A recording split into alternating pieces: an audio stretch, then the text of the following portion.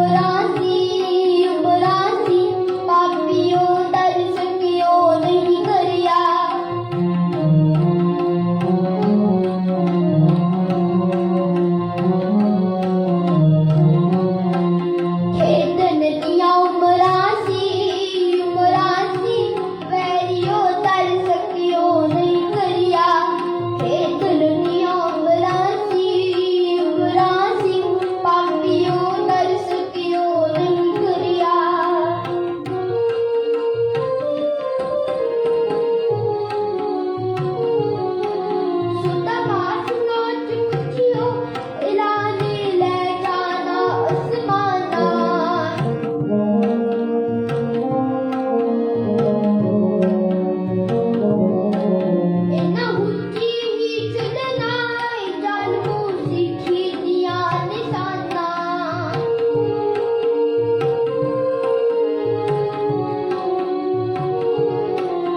ਇਹਨਾਂ ਉੱਚੀ ਹੀ ਚੁੱਲ੍ਹਣਾ ਇਹ ਗੱਲ ਨੂੰ ਸਿੱਖੀ ਦੀਆਂ ਨਿਸ਼ਾਨਾਂ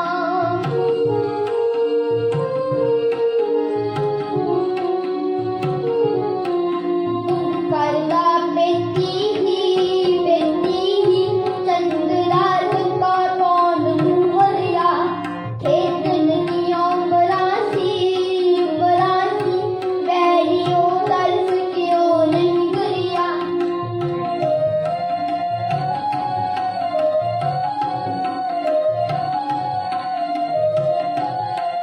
ਖੇਤਨ ਦੀਆਂ ਬਰਾਸੀ ਪਾਪੀਓ ਤਰਸ ਕਿਉਂ ਨਹੀਂ ਕਰਿਆ ਖੇਤਨ ਦੀਆਂ ਬਰਾਸੀ ਵੈਰੀਓ ਤਰਸ ਕਿਉਂ ਨਹੀਂ ਕਰਿਆ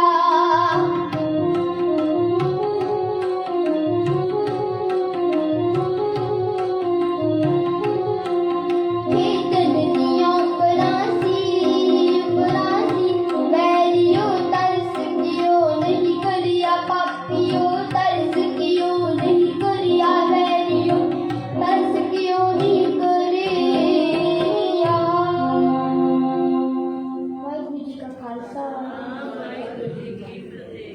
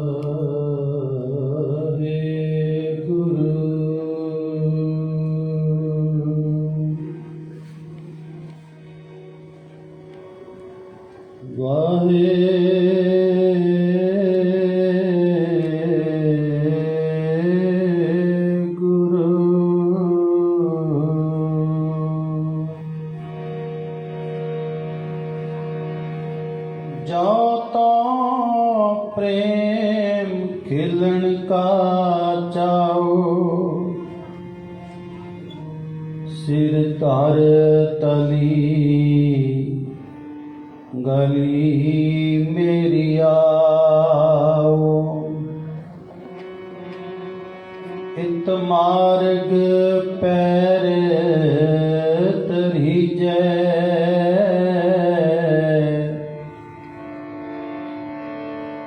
सिर दीजै कान न कीजै सूरा सो पहचानिए जो लरे दीन के हेत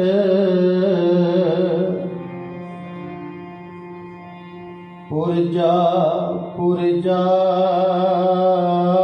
कट मरे कबू ना छाड़े खेत आनंद गुण निधान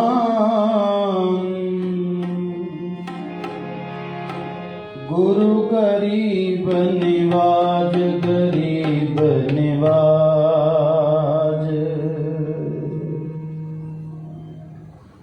सतगुरु जी की पावन पवित्र हजूरी दे विच जुड़ बैठे सरबत साध संगत जीओ, ਧੰਨ ਗੁਰੂ ਗੋਬਿੰਦ ਸਿੰਘ ਜੀ ਮਹਾਰਾਜ, ਜਿਨ੍ਹਾਂ ਦੇ ਆਪਾਂ ਚਾਰੋਂ ਸਾਹਿਬਜ਼ਾਦੇ ਔਰ ਧੰਨ ਮਾਤਾ ਗੁਜਰ ਕੌਰ ਜੀ ਦੀ ਅਤੇ ਬੇਅੰਤ ਸ਼ਹੀਦ ਸਿੰਘ ਜਿਨ੍ਹਾਂ ਦੀ ਮਿੱਠੀ ਯਾਦ ਵਿੱਚ ਅੱਜ ਤੀਸਰੇ ਦਿਨ ਗੁਰੂ ਚਰਨਾਂ ਦੇ ਵਿੱਚ ਜੁੜੇ ਹਾਂ। ਸਤਿਗੁਰਾਂ ਨੇ ਰਹਿਮਤ ਕਿਰਪਾ ਆਪਣੇ ਸਭਨਾਂ ਉੱਪਰ ਕੀਤੀ ਹੈ ਕਿ ਉਹ ਮਹਾਨ ਸ਼ਹੀਦ ਜਿਨ੍ਹਾਂ ਦੀ ਯਾਦ ਵਿੱਚ ਜੁੜਨ ਦਾ ਸਮਾਂ ਆਪਾਂ ਨੂੰ ਪ੍ਰਾਪਤ ਹੋਇਆ ਹੈ। ਭਾਈ ਗੁਰਦਾਸ ਜੀ ਆਪਣੀ ਬਾਣੀ ਵਿੱਚ ਲਿਖਦੇ ਆ, ਕਹਿੰਦੇ ਕਰਵਾਣ ਤਿੰਨਾ ਗੁਰ ਸਿੱਖਾਂ ਭਾਏ ਭਗਤ ਗੁਰਪੁਰਬ ਕਰੰਦੇ, ਕਿ ਜਿਹੜੇ ਲੋਕ ਜਿਹੜੇ ਗੁਰਸਿੱਖ ਆਪਣੇ ਗੁਰੂਆਂ ਦੇ ਆਪਣੇ ਸ਼ਹੀਦਾਂ ਦੇ ਕੋਈ ਵੀ ਦਿਹਾੜੇ ਗੁਰਪੁਰਬ ਜੋਤੀ ਜੋਤ ਦਿਹਾੜੇ ਜੋ ਵੀ ਗੁਰਸਿੱਖ ਮਨਾਉਂਦਾ ਹੈ, ਕਹਿੰਦੇ ਮੈਂ ਉਹਨਾਂ ਤੋਂ ਕੁਰਬਾਨ ਜਾਂਦਾ ਹਾਂ, ਉਹਨਾਂ ਤੋਂ ਬਲਿਹਾਰੇ ਜਾਂਦਾ ਹਾਂ, ਜਿਹੜੀ ਭਾਉ ਭਗਤ ਦੇ ਨਾਲ ਪ੍ਰੇਮ ਭਗਤਾਂ ਦੇ ਨਾਲ ਭਾਵਨਾ ਦੇ ਨਾਲ ਗੁਰੂ ਚਰਨਾਂ ਵਿੱਚ ਬੈਠ ਕੇ ਆਪ ਜਪੈ ਅਵਰਹਿ ਨਾਮ ਜਪਾਵੇ, ਆਪ ਜਪਦੇ ਹੈ ਤੇ ਦੂਸਰਿਆਂ ਦੇ ਕੋਲੋਂ ਜਪਾਉਂਦੇ ਹੈ। ਜਪਣ ਦੀ ਜੁਗਤੀ ਦੱਸਦੇ ਆ, ਕਹਿੰਦੇ ਉਹਨਾਂ ਤੋਂ ਬਲਿਹਾਰ ਜਾਂਦਾ ਹਾਂ, ਉਹਨਾਂ ਤੋਂ ਕੁਰਬਾਨ ਜਾਂਦਾ ਹਾਂ।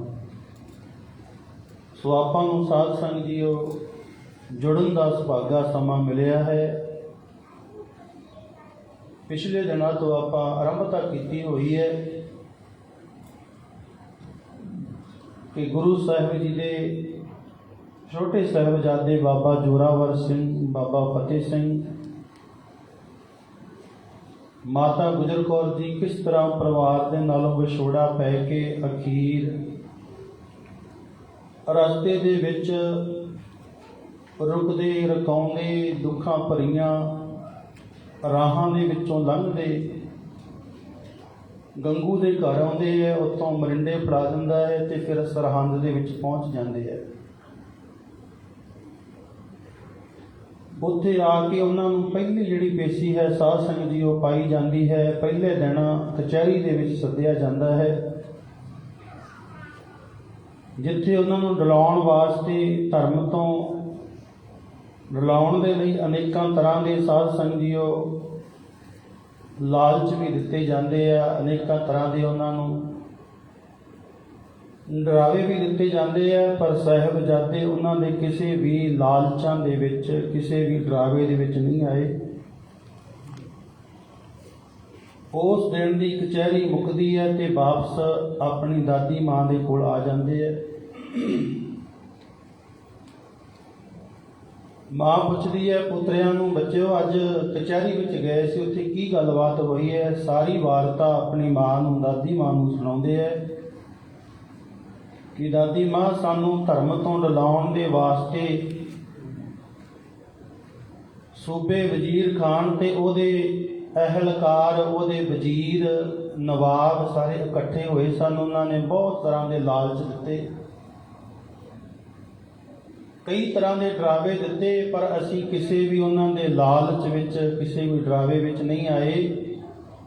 ਅਸੀਂ ਆਪਣੇ ਧਰਮ ਦੇ ਵਿੱਚ ਪੱਕੇ ਰਹੇ ਹਾਂ। ਉਹਨਾਂ ਨੇ ਕਈ ਤਰ੍ਹਾਂ ਸਾਨੂੰ ਡਰਾਉਣਾ ਚਾਹਿਆ, ਪਰ ਅਸੀਂ ਆਪਣੇ ਦਾਦੇ ਗੁਰੂ ਤੇਗ ਬਹਾਦਰ ਮਹਾਰਾਜ ਦੀ ਸਿੱਖਿਆ ਨੂੰ ਪੱਲੇ ਬੰਨ੍ਹਿਆ ਹੋਇਆ। ਦਾਦੀ ਮਾਂ ਅਸੀਂ ਤੇਰੀ ਦਿੱਤੀ ਹੋਈ ਸਿੱਖਿਆ ਨੂੰ ਪੱਲੇ ਨਾਲ ਬੰਨ੍ਹਿਆ ਹੋਇਆ ਸੀ ਕਿ ਭਾਵੇਂ ਸਾਨੂੰ ਆਪਣੇ ਦਾਦੇ ਗੁਰੂ ਜੀ ਦੀ ਤਰ੍ਹਾਂ ਸਿਰ ਵੀ ਕਟਵਾਉਣਾ ਪੈ ਜਾਵੇ, ਸੀਸ ਵੀ ਦੇਣਾ ਪੈ ਜਾਵੇ, ਪਰ ਅਸੀਂ ਆਪਣੇ ਧਰਮ ਤੋਂ ਨਹੀਂ ਡੋਲਾਂਗੇ। ਇਹ ਦਾਦੀ ਮਾਂ ਤੇਰੀ ਦਿੱਤੀ ਹੋਈ ਸਿੱਖਿਆ ਨੂੰ ਅਸੀਂ ਪੱਲੇ ਦੇ ਨਾਲ ਬੰਨ੍ਹਿਆ ਅਤੇ ਕਚਹਿਰੀ ਦੇ ਵਿੱਚੋਂ ਅਸੀਂ ਇੰਜ ਉਸ ਵਜ਼ੀਰ ਖਾਨ ਨੂੰ ਅਤੇ ਉਹਦੇ ਨਵਾਬਾਂ ਨੂੰ ਜਵਾਬ ਦੇ ਕੇ ਵਾਪਸ ਤੇਰੇ ਕੋਲ ਆਏ ਹਾਂ। ਸਾਡਾ ਸਿਰ ਜਾਵੇ ਤਾਂ ਜਾਵੇ, ਪਰ ਸਿੱਖੀ ਸਿਦਕ ਨਾ ਜਾਵੇ, ਸਿਰ ਜਾਵੇ ਤਾਂ ਜਾਵੇ, ਸਾਡਾ ਸਿੱਖੀ ਸਿਦਕ ਨਾ ਜਾਵੇ, ਸਿਰ ਜਾਵੇ ਤਾਂ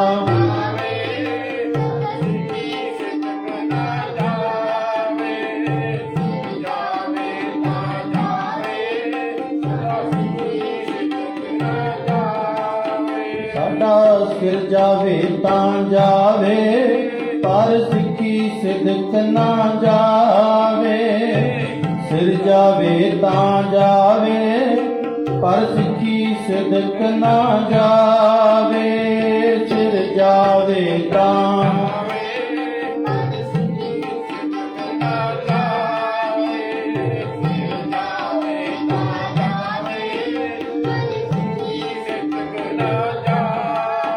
ਸਾਡਾ ਸਿੱਖੀ ਸਿਦਕ ਨਾ ਜਾਵੇ, ਸਿੱਖੀ ਸਿਦਕ ਨਾ ਜਾਵੇ,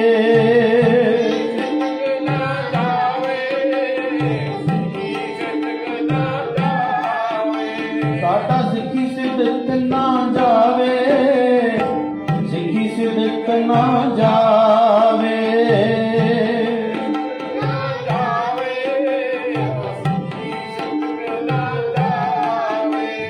ਸਿਰ ਜਾਵੇ ਤਾਂ ਜਾਵੇ, ਸਾਡਾ ਸਿੱਖੀ ਸਿਦਕ ਨਾ ਜਾਵੇ, ਸਿਰ ਜਾਵੇ ਤਾਂ ਜਾਵੇ, ਸਿੱਖੀ ਸਿਦਕ ਨਾ ਜਾਵੇ,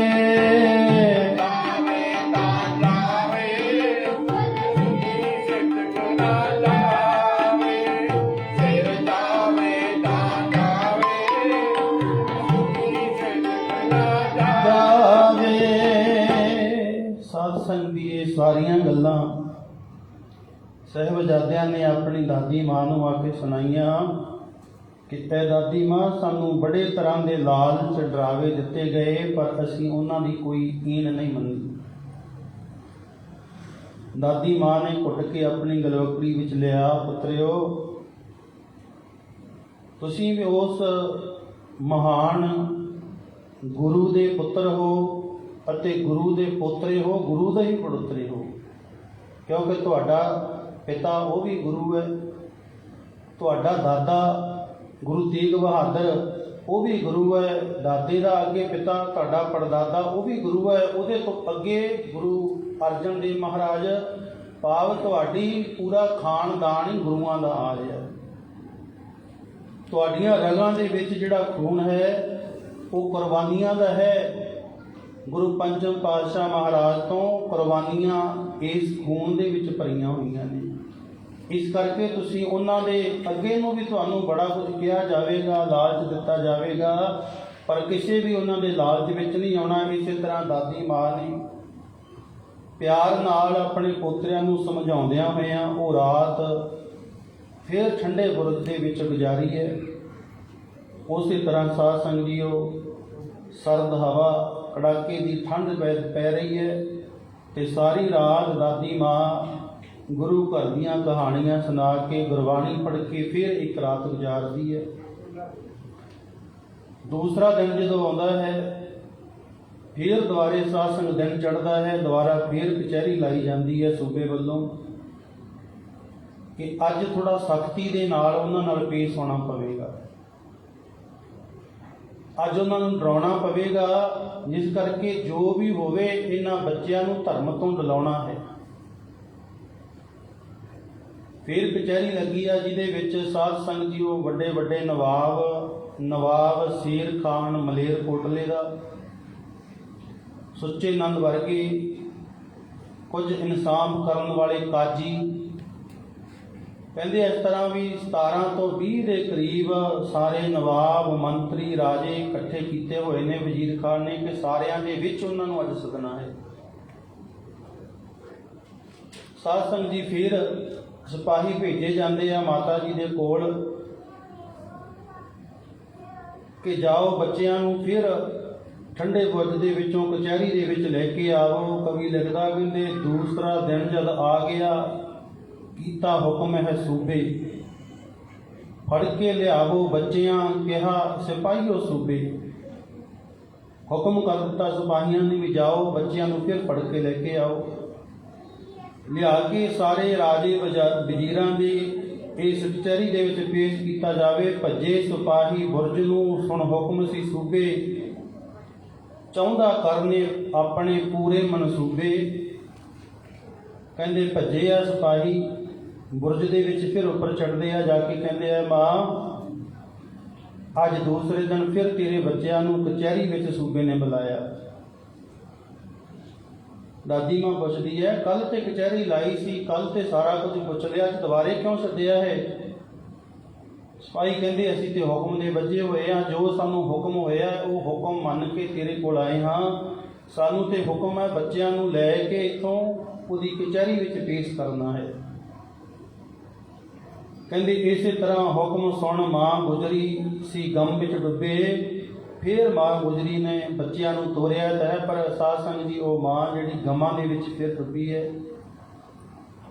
ਵੀ ਬੱਚੇ ਬਹੁਤ ਉਮਰ 'ਚ ਨਿਆਣੇ ਹੈ, 7 ਸਾਲ 9 ਸਾਲ ਦੀਆਂ ਉਮਰਾਂ।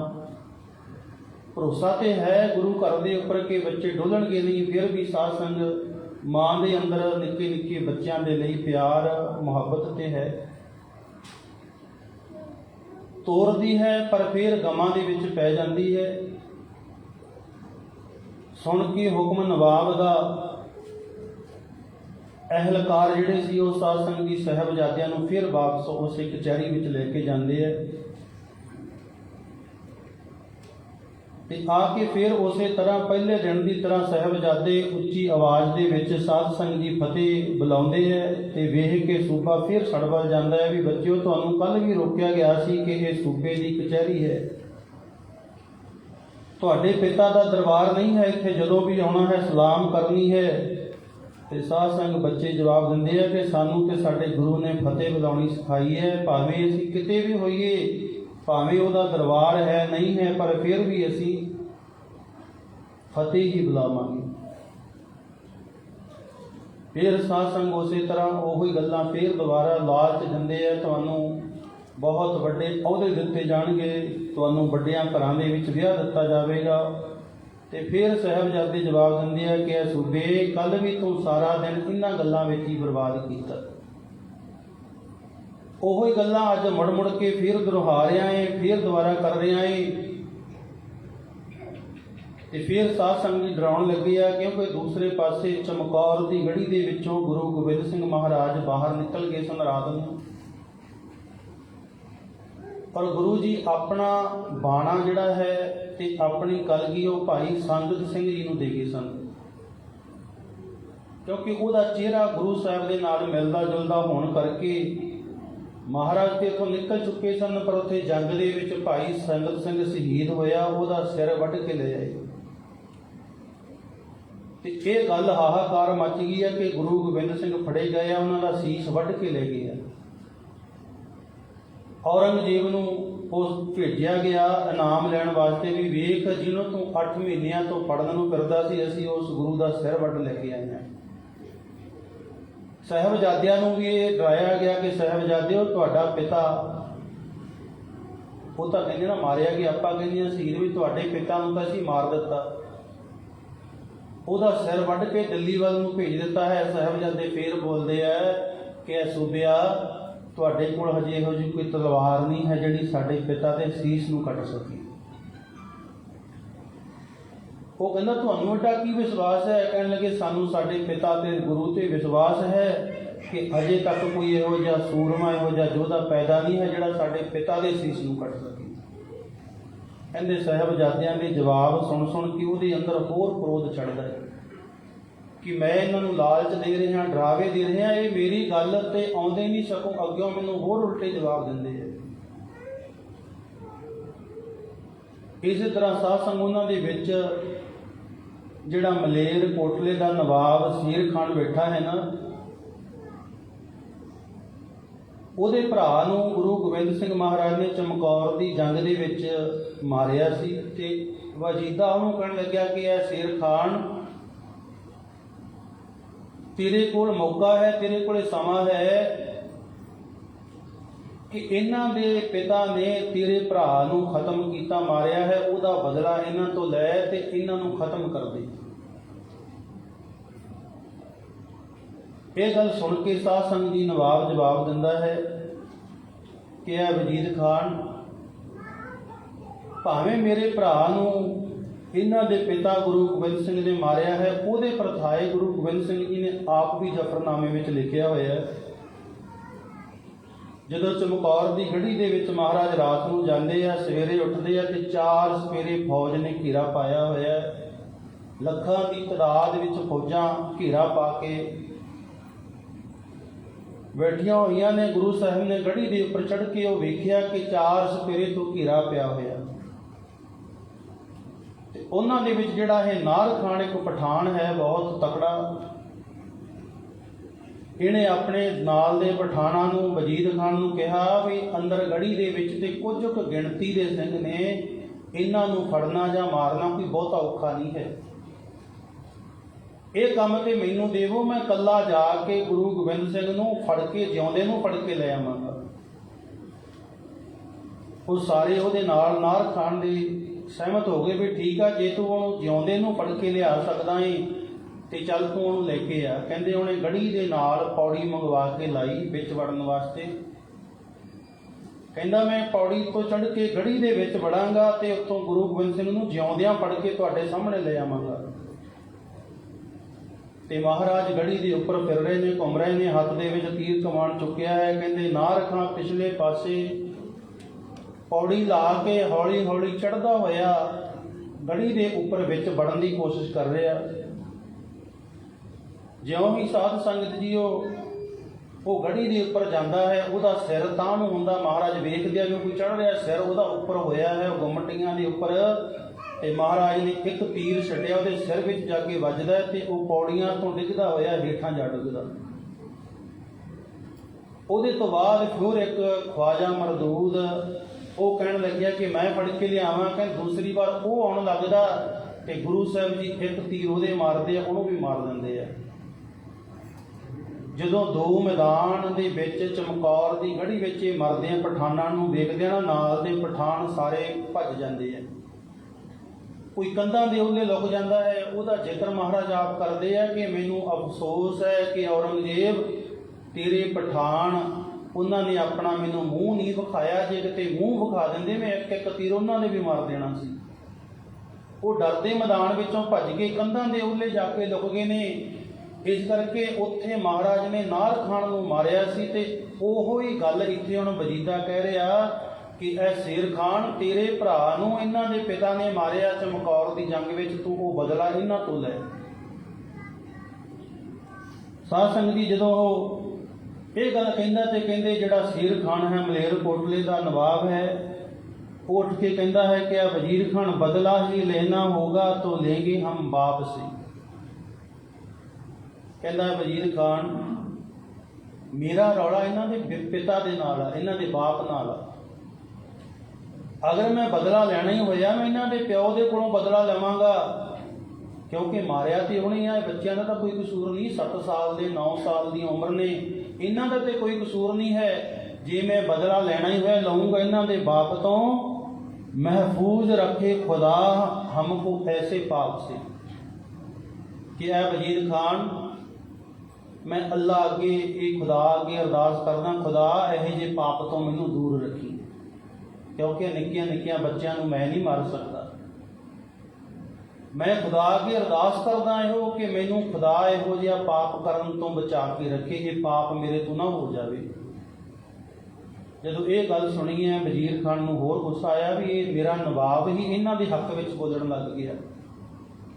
ਕਹਿੰਦੇ ਉਹਦੇ ਤੋਂ ਅਸਤੀਫਾ ਵੀ ਮੰਗਿਆ ਜਾਂਦਾ। ਉਹ ਕਹਿੰਦਾ ਅਸਤੀਫਾ ਦੇਵਾਂਗਾ ਤਾਂ ਮੈਂ ਔਰੰਗਜ਼ੇਬ ਨੂੰ ਦੇਵਾਂਗਾ। ਫਿਰ ਉਹਨੇ ਦਿੱਤਾ ਵੀ ਸੀ, ਔਰੰਗਜ਼ੇਬ ਨੂੰ ਅਸਤੀਫਾ ਦਿੱਤਾ। ਕਹਿਣ ਲੱਗਿਆ ਮੈਂ ਤੈਨੂੰ ਅਸਤੀਫਾ ਨਹੀਂ ਦੇਵਾਂਗਾ। ਭਾਵ ਉੱਥੇ ਉਹ ਹੱਕ ਦੇ ਵਿੱਚ ਬੋਲਿਆ। ਤੇ ਕਹਿੰਦੇ ਇੰਨਾ ਕੁ ਸੁਣ ਕੇ ਕੁਝ ਉਹਦੇ ਮਨ ਵਿੱਚ ਫਰਕ ਪਿਆ ਵੀ ਇਹ ਬੱਚਿਆਂ ਦਾ ਕੀ ਕਸੂਰ ਹੈ। ਇਹ ਤੇ ਹਜੇ ਉਮਰਾਂ ਦੇ ਵਿੱਚ ਵੀ ਬੜੇ ਛੋਟੇ ਨੇ, ਇਸ ਉਮਰ ਦੇ ਬੱਚੇ ਤਾਂ ਵੈਸੇ ਹੀ ਆਪਾਂ ਕੋਈ ਸਜ਼ਾ ਨਹੀਂ ਦੇ ਸਕਦੇ। ਪਰ ਕਹਿੰਦੇ ਨਾਲ ਹੀ ਬੈਠਾ ਹੋਇਆ ਸੁੱਚਾ ਨੰਦ ਤੇ ਉਹਨੇ ਉੱਠ ਕੇ ਕਿਹਾ ਕਿ ਐ ਬਾਦਸ਼ਾਹ, ਇਹ ਸੱਪ ਦੇ ਬੱਚੇ ਨੇ, ਸੱਪ ਦੇ ਬੱਚੇ ਹਮੇਸ਼ਾ ਸੱਪ ਵੀ ਹੁੰਦੇ ਹੈ। ਤਿੱਖੀਆਂ ਸੂਲਾਂ ਦੇ ਮੂੰਹ ਤਿੱਖੀ ਹੁੰਦੇ ਨੇ। ਕਈ ਉਹਨੇ ਗੱਲਾਂ ਇਹੋ ਜਿਹੀਆਂ ਸੁਣਾਈਆਂ ਕਿ ਦੁਬਾਰਾ ਫੇਰ ਵਜ਼ੀਰ ਖਾਨ ਦੇ ਮਨ ਵਿੱਚ ਜ਼ਹਿਰ ਭਰ ਦਿੱਤੀ। ਉਹ ਫੇਰ ਤੜਪ ਉੱਠਿਆ ਜਦੋਂ ਇਹੋ ਜਿਹੀਆਂ ਗੱਲਾਂ ਸੁੱਚਾ ਨੰਦ ਨੇ ਫੇਰ ਕਹੀਆਂ। ਫੇਰ ਸਾਧ ਸੰਗਤ ਜੀ ਸਾਰੇ ਸਾਹਿਬਜ਼ਾਦਿਆਂ ਦੇ ਉਲਟ ਦੇ ਵਿੱਚ ਬੋਲਣ ਲੱਗ ਗਏ ਆ। ਔਰ ਦੂਸਰੇ ਦਿਨ ਦੀ ਜਿਹੜੀ ਇਹ ਸਭਾ ਸੀ ਸਾਰੀ ਇਸੇ ਤਰ੍ਹਾਂ ਸਾਧ ਸੰਗਤ ਜੀ ਉਹ ਕਿਹਾ ਗਿਆ ਕਿ ਕੱਲ੍ਹ ਦਾ ਦਿਨ ਇੱਕ ਇਹਨਾਂ ਨੂੰ ਹੋਰ ਦਿੱਤਾ ਜਾਵੇਗਾ, ਅਗਰ ਇਹ ਨਾ ਮੰਨੇ ਤੇ ਉਹਦੇ ਤੋਂ ਬਾਅਦ ਸ਼ਹੀਦ ਕੀਤਾ ਜਾਵੇਗਾ, ਇਹਨਾਂ ਨੂੰ ਮਾਰ ਦਿੱਤਾ ਜਾਵੇਗਾ। ਦੂਸਰੇ ਦਿਨ ਵੀ ਇਸੇ ਤਰ੍ਹਾਂ ਸਾਰੀ ਸਭਾ ਲੱਗਦੀ ਹੈ ਤੇ ਫਿਰ ਵਾਪਸ ਉਹਨਾਂ ਨੂੰ ਦਾਦੀ ਮਾਂ ਮਾਤਾ ਗੁਜਰੀ ਦੀ ਕੋਲ ਠੰਡੇ ਬੁਰਜ ਵਿੱਚ ਭੇਜਿਆ ਜਾਂਦਾ ਹੈ। ਉੱਥੇ ਜਾਂਦੇ ਆ ਆਪਣੀ ਦਾਦੀ ਮਾਂ ਦੇ ਕੋਲ। ਦਾਦੀ ਮਾਂ ਫਿਰ ਪੁੱਛਦੀ ਆ, ਬੱਚੋ ਅੱਜ ਕਚਹਿਰੀ ਵਿੱਚ ਕੀ ਹੋਇਆ? ਮਾਤਾ ਨੂੰ ਸਾਰੀ ਗੱਲ ਫਿਰ ਦੱਸਦੇ ਆ ਵੀ ਇਸ ਤਰ੍ਹਾਂ ਹੋਇਆ। ਨਾਲ ਇਹ ਵੀ ਦੱਸਦੇ ਆ ਕਿ ਮਲੇਰ ਕੋਟਲੇ ਦੇ ਨਵਾਬ ਨੇ ਉਹਨੇ ਸਾਨੂੰ ਸ਼ਹੀਦ ਕਰਨ ਤੋਂ ਜਵਾਬ ਦਿੱਤਾ। ਉਹਨੇ ਸਾਡੇ ਹੱਕ ਦੇ ਵਿੱਚ ਜਿਹਨੂੰ ਕਹਿੰਦੇ ਆ ਹਾਂ ਦਾ ਨਾਰਾ ਮਾਰਿਆ। ਔਰ ਦਾਦੀ ਮਾਂ ਉਹ ਦੁਸ਼ਟਾਂ ਦੀ ਸਭਾ ਦੇ ਵਿੱਚੋਂ ਉੱਠ ਕੇ ਵੀ ਚਲਾ ਗਿਆ ਕਿ ਐਸੀ ਸਭਾ ਦੇ ਵਿੱਚ ਮੈਂ ਨਹੀਂ ਬੈਠਾਂਗਾ ਜਿੱਥੇ ਨਿੱਕੇ ਨਿੱਕੇ ਬੱਚਿਆਂ ਨਾਲ ਇਹੋ ਜਿਹੇ ਤਸੀਹੇ ਦਿੱਤੇ ਜਾਂਦੇ ਹੈ। ਕਹਿੰਦੇ ਇਸ ਕਰਕੇ ਉਹਨੇ ਸਾਡੇ ਹੱਕ ਦੇ ਵਿੱਚ ਇੱਕੋ ਬੰਦਾ ਬੋਲਿਆ, ਬਾਕੀ ਕੋਈ ਵੀ ਸਾਡੇ ਹੱਕ ਵਿੱਚ ਨਹੀਂ ਬੋਲਿਆ। ਸਾਰਿਆਂ ਨੇ ਇਹੋ ਹੀ ਕਿਹਾ ਹੈ ਕਿ ਇਹਨਾਂ ਨੂੰ ਜੋ ਬਣਦੀ ਸਜ਼ਾ ਹੈ ਉਹ ਦਿੱਤੀ ਜਾਵੇ। ਇਸ ਕਰਕੇ ਮਾਤਾ ਜੀ ਅੱਜ ਤੇ ਅਸੀਂ ਇਸ ਤਰ੍ਹਾਂ ਉੱਥੋਂ ਫਿਰ ਆ ਗਏ ਹਾਂ। ਉਹਨਾਂ ਨੇ ਇੱਕ ਦਿਨ ਦਾ ਸਮਾਂ ਸਾਨੂੰ ਹੋਰ ਦਿੱਤਾ ਹੈ ਕਿ ਕੱਲ੍ਹ ਦਾ ਦਿਨ ਜੋ ਆਵੇਗਾ ਜੇ ਇਹ ਨਾ ਮੰਨੇ ਤੇ ਫਿਰ ਇਹਨਾਂ ਨੂੰ ਮੌਤ ਦੇ ਘਾਟ ਉਤਾਰਿਆ ਜਾਵੇਗਾ। ਇਸ ਕਰਕੇ ਦਾਦੀ ਮਾਂ ਇੱਕ ਦਿਨ ਹੁਣ ਕੱਲ੍ਹ ਦਾ ਸਾਨੂੰ ਹੋਰ ਉਹਨਾਂ ਨੇ ਦਿੱਤਾ ਹੈ, ਜਿਹੜਾ ਅਖੀਰੀ ਫੈਸਲਾ ਹੈ ਉਹ ਕੱਲ੍ਹ ਨੂੰ ਹੋ ਜਾਵੇਗਾ। ਧੰਨ ਹੈ ਉਹ ਦਾਦੀ ਮਾਂ ਸਾਧ ਸੰਗਤ ਜੀਓ ਜਿਹਨੂੰ ਇਹ ਪਤਾ ਲੱਗ ਗਿਆ ਕਿ ਹੁਣ ਕੱਲ੍ਹ ਦਾ ਦਿਨ ਆਵੇਗਾ। ਬੱਚਿਆਂ ਨੇ ਮੰਨਣਾ ਤੇ ਫੇਰ ਨਹੀਂ ਹੈ, ਦਿਨ ਤਾਂ ਉਹੀ ਆਵੇਗਾ ਕਿ ਸਜ਼ਾ ਦਿੱਤੀ ਜਾਵੇਗੀ। ਸਾਧ ਸੰਗਤ ਜੀ ਆਪਾਂ ਅੱਗੇ ਵੀ ਸੁਣਿਆ ਕਿ ਮੋਤੀ ਮਹਿਰਾ ਜਿਹੜਾ ਹੈ ਉਹ ਆ ਕੇ ਗੁਰੂ ਸਾਹਿਬ ਦੇ ਬੱਚਿਆਂ ਨੂੰ ਤੇ ਮਾਤਾ ਜੀ ਨੂੰ ਦੁੱਧ ਪਿਲਾਉਂਦਾ ਹੈ। ਉਧਰ ਇੱਧਰ ਸਾਧ ਸੰਗਤ ਮਾਤਾ ਆਪਣੇ ਪੋਤੇ ਨੂੰ ਲੈ ਕੇ ਠੰਡੇ ਬੁਰਜ ਵਿੱਚ ਬੈਠੀ ਹੈ। ਦੂਸਰੇ ਪਾਸੇ ਗੁਰੂ ਗੋਬਿੰਦ ਸਿੰਘ ਜੀ ਉਸ ਵੇਲੇ ਮਾਛੀਵਾੜੇ ਦੇ ਜੰਗਲ ਪਹੁੰਚ ਜਾਂਦੇ ਹੈ। ਕਵੀ ਲਿਖਦਾ ਹੈ, ਕਹਿੰਦੇ ਦੇਖੋ ਉਸ ਦਾਦੀ ਮਾਂ ਉਸ ਮਾਤਾ ਗੁਜਰੀ ਦੀ ਤਕਦੀਰ। ਇੱਕ ਪਾਸੇ ਤੇ ਪੋਤਰਿਆਂ ਨੂੰ ਕੈਦ ਕਰਕੇ ਸਰਹੰਦ ਵਿੱਚ ਠੰਡੇ ਬੁਰਜ ਵਿੱਚ ਬੈਠੀ ਹੈ, ਦੂਜੇ ਪਾਸੇ ਉਸੇ ਮਾਤਾ ਦਾ ਲਾਲ ਉਹਦਾ ਪੁੱਤਰ ਗੁਰੂ ਗੋਬਿੰਦ ਸਿੰਘ ਉਹ ਮਾਛੀਵਾੜੇ ਦੇ ਜੰਗਲ ਦੇ ਵਿੱਚ।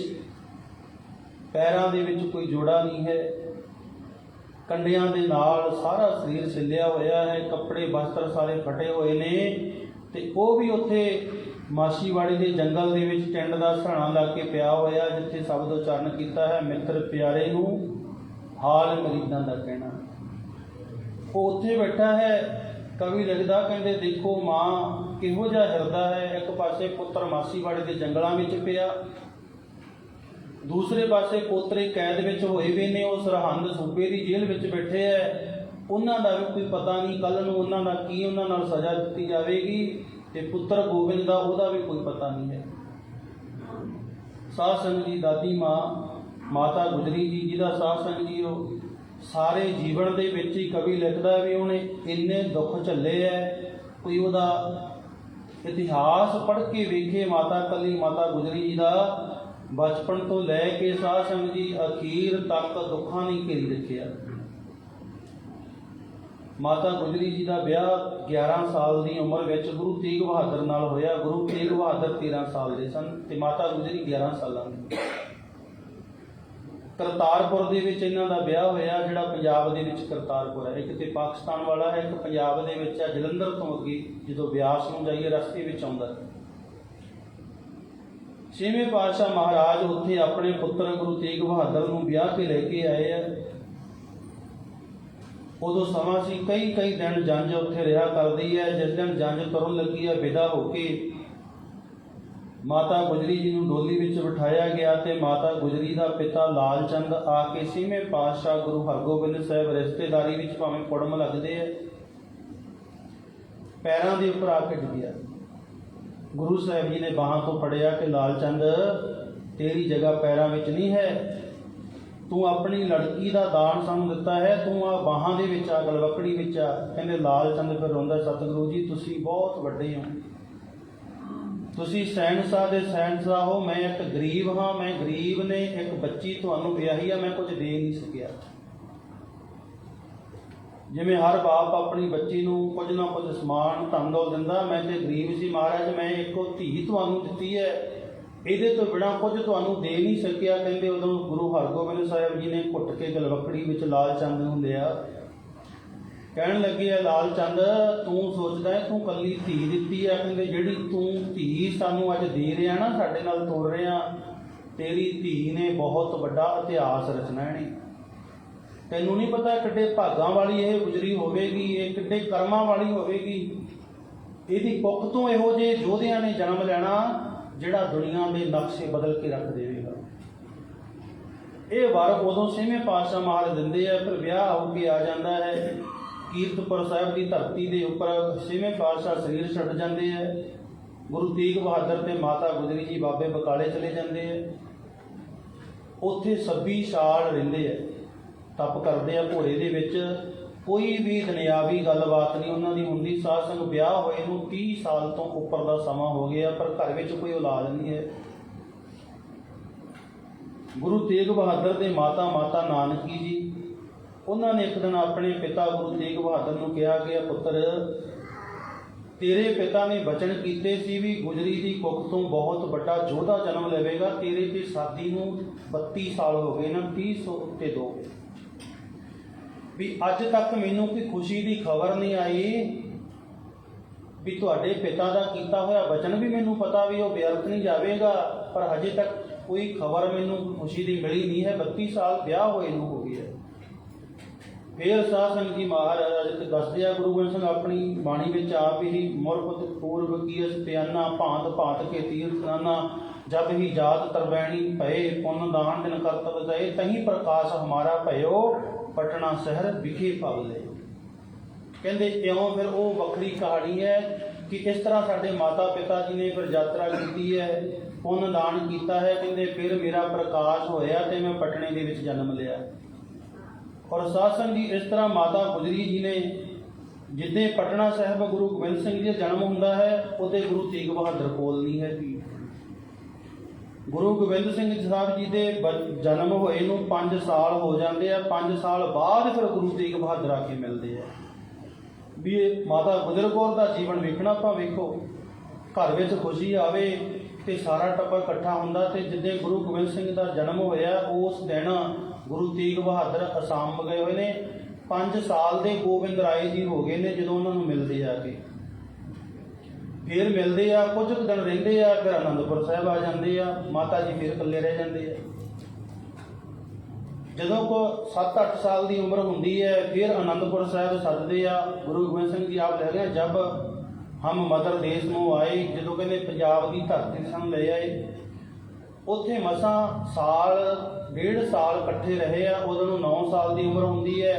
ਤੇ ਸਾਧ ਸੰਗਤ ਜੀ ਜਿਹੜੇ ਕਸ਼ਮੀਰ ਦੇ ਬ੍ਰਾਹਮਣ ਆਉਂਦੇ ਆ, ਪੁਕਾਰ ਲੈ ਕੇ, ਉਹਨਾਂ ਦੀ ਪੁਕਾਰ ਸੁਣ ਕੇ ਤੇ ਉਦੋਂ ਮਾਤਾ ਗੁਜਰ ਆਪਣੇ ਪਤੀ ਨੂੰ ਸ਼ਹੀਦ ਹੋਣ ਵਾਸਤੇ ਤੋਰ ਦਿੰਦੀ ਹੈ। ਵੀ ਸਾਰੇ ਜੀਵਨ 'ਚ ਵੇਖੋ ਵੀ ਕਿੰਨਾ ਕੁ ਟਾਈਮ ਉਹਨੇ ਸੁੱਖ ਮੰਨਿਆ, ਇਕੱਠੇ ਰਹੇ ਆ। ਉਹ ਉਦੋਂ ਤੋਰ ਦਿੰਦੀ ਹੈ। ਤੇ ਉਦੋਂ ਵੀ ਜਦੋਂ ਤੋਰਨ ਲੱਗਦੀ ਹੈ ਤੇ ਇਹੋ ਹੀ ਅਰਦਾਸ ਕਰਦੀ ਹੈ ਵੀ ਇਹ ਸੱਚੇ ਪਾਤਸ਼ਾਹ ਕਿਰਪਾ ਕਰੀ, ਤੂੰ ਦਿੱਲੀ ਨੂੰ ਜਾ ਰਿਹਾ, ਤੇਰੀ ਤੇ ਨਿਭ ਗਈ ਹੈ, ਕਿਰਪਾ ਕਰੀ ਆ ਗੁਜਰ ਕੌਰ ਦੀ ਵੀ ਨਿਭ ਜਾਵੇ। ਫਿਰ ਸਮਾਂ ਕਿਹੋ ਜਿਹਾ ਹੁੰਦਾ ਸਾਧ ਸੰਗਤ ਜੀ, ਗੁਰੂ ਤੇਗ ਬਹਾਦਰ ਦਾ ਕੱਲਾ ਸੀਸ ਅਨੰਦਪੁਰ ਸਾਹਿਬ ਆਉਂਦਾ ਤੇ ਇੱਕ ਇਸਤਰੀ ਜਿਹਦੇ ਪਤੀ ਦਾ ਕੱਲਾ ਸਿਰ ਆਇਆ ਹੋਵੇ, ਧੜ ਦਾ ਪਤਾ ਹੀ ਕਿੱਥੇ ਆ। ਤੇ ਉਹ ਮਾਂ ਦੇ ਉੱਪਰ, ਉਸ ਇਸਤਰੀ ਦੇ ਉੱਪਰ ਕੀ, ਜੇ ਆਪਾਂ ਦੁਨਿਆਵੀ ਤੌਰ ਤੇ ਸੋਚੀਏ ਵੀ ਉਹ ਇਸਤਰੀ ਤੇ ਕੀ ਗੁਜ਼ਰਦੀ ਹੋਵੇਗੀ। ਤੇ ਜਿਹਦਾ ਪੁੱਤਰ 9 ਸਾਲ ਦਾ ਹੈ, ਉਹਨੇ ਸਾਰੀ ਜ਼ਿੰਦਗੀ ਹਜੇ ਕੱਢਣੀ ਹੈ, ਪੁੱਤਰ ਨੂੰ ਜਵਾਨ ਕਰਨਾ ਹੈ, ਤੇ ਕੱਲਾ ਸੀਸ ਹੀ ਉਡਾਇਆ। ਤੇ ਫਿਰ ਸੀਸ ਨੂੰ ਨਮਸਕਾਰ ਕਰਦੀ ਹੈ ਵੀ ਤੁਸੀਂ ਤੇ ਆਪਣੀ ਨਿਭਾ ਗਏ ਹੋ, ਆ ਗੁਜਰੀ ਰਹਿ ਗਈ ਆ, ਗੁਜਰੀ ਦੀ ਵੀ ਇਸੇ ਤਰ੍ਹਾਂ ਨਿਭ ਜਾਵੇ। ਸਾਧ ਸੰਗਤ ਜੀ ਉਹਦੇ ਤੋਂ ਬਾਅਦ ਕਿੰਨਾ ਕੁ ਸਮਾਂ ਅਨੰਦਪੁਰ ਸਾਹਿਬ ਦੇ ਵਿੱਚ ਰਹਿੰਦੇ ਆ। ਜਦੋਂ ਤੋਂ ਗੁਰਤਾ ਗੱਦੀ ਗੁਰੂ ਗੋਬਿੰਦ ਸਿੰਘ ਮਹਾਰਾਜ ਨੂੰ ਮਿਲਦੀ, ਉਸ ਤੋਂ ਬਾਅਦ ਜੰਗ ਹੋਣੇ ਸ਼ੁਰੂ ਹੋ ਜਾਂਦੇ ਆ। 42 ਸਾਲ ਦੀ ਉਮਰ ਗੁਰੂ ਗੋਬਿੰਦ ਸਿੰਘ ਮਹਾਰਾਜ ਨੇ ਗੁਜ਼ਾਰੀ ਹੈ। ਉਹਦੇ ਵਿੱਚ ਸਾਧ ਸੰਗਤ ਜੀ 14 ਤੇ ਜੰਗਾਂ ਲੜਨੀਆਂ ਪਈਆਂ ਉਹਨੂੰ। ਤਾਂ ਹੀ ਕਿਸੇ ਨੇ ਲਿਖਿਆ, ਕਹਿੰਦੇ ਉਹਦੇ ਇੱਕ ਹੱਥ ਬਾਜ, ਉਹਦੇ ਇੱਕ ਹੱਥ ਘੋੜਾ, ਉਹਦੀ ਵਾਟ ਬੜੀ ਲੰਮੀ ਪਰ ਸਮਾਂ ਬੜਾ ਥੋੜਾ। ਸਫ਼ਰ ਬੜਾ ਲੰਮਾ ਕੀਤਾ। ਮਹਾਰਾਜ ਅਨੰਦਪੁਰ ਸਾਹਿਬ ਤੱਕ ਪਟਨਾ ਤੋਂ ਚੱਲੇ, ਕਿੱਥੇ ਕਿੱਥੇ ਗਏ ਨੇ, ਹਜ਼ੂਰ ਸਾਹਿਬ ਜਾ ਕੇ ਰਸਤਾ ਸਮਾਪਤ ਹੋ ਜਾਂਦਾ ਵੀ। ਰਸਤਾ ਤੇ ਬੜਾ ਲੰਮਾ, ਉਹਦਾ ਸਫ਼ਰ ਬੜਾ ਲੰਮਾ, ਪਰ ਸਮਾਂ ਬੜਾ ਥੋੜ੍ਹਾ ਮਿਲਿਆ। 42 ਸਾਲ ਦੀ ਉਮਰ ਆ, ਸਮਝੋ ਵੀ 9 ਸਾਲ ਤਾਂ ਬਚਪਨ ਦੀ ਲੰਘ ਗਏ ਆ। 17 ਸਾਲ ਦੀ ਉਮਰ ਵਿੱਚ ਸ਼ਾਦੀ ਹੋਈ ਹੈ ਤੇ ਉਦੋਂ ਬਾਅਦ ਜੰਗਾਂ ਹੀ ਜੰਗਾਂ ਚੱਲਦੀਆਂ ਗਈਆਂ ਨੇ। ਵਸਦਾ ਰਸਦਾ ਘਰ ਉਸ ਮਾਤ ਗੁਜਰੀ ਨੂੰ ਛੱਡਣਾ ਪਿਆ ਅਨੰਦਪੁਰ ਸ਼ਹਿਰ।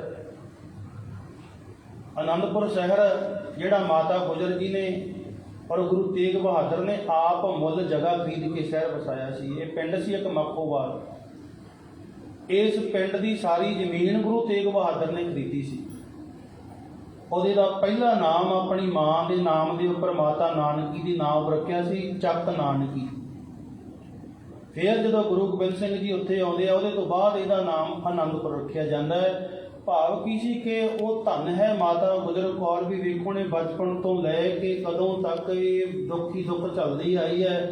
ਆਨੰਦਪੁਰ ਸਾਹਿਬ ਛੱਡਣਾ ਪੈ ਜਾਂਦਾ ਹੈ, ਸਰਸਾ ਤੇ ਸਾਰਾ ਪਰਿਵਾਰ ਵਿਛੋੜਾ ਪੈਂਦਾ ਹੈ।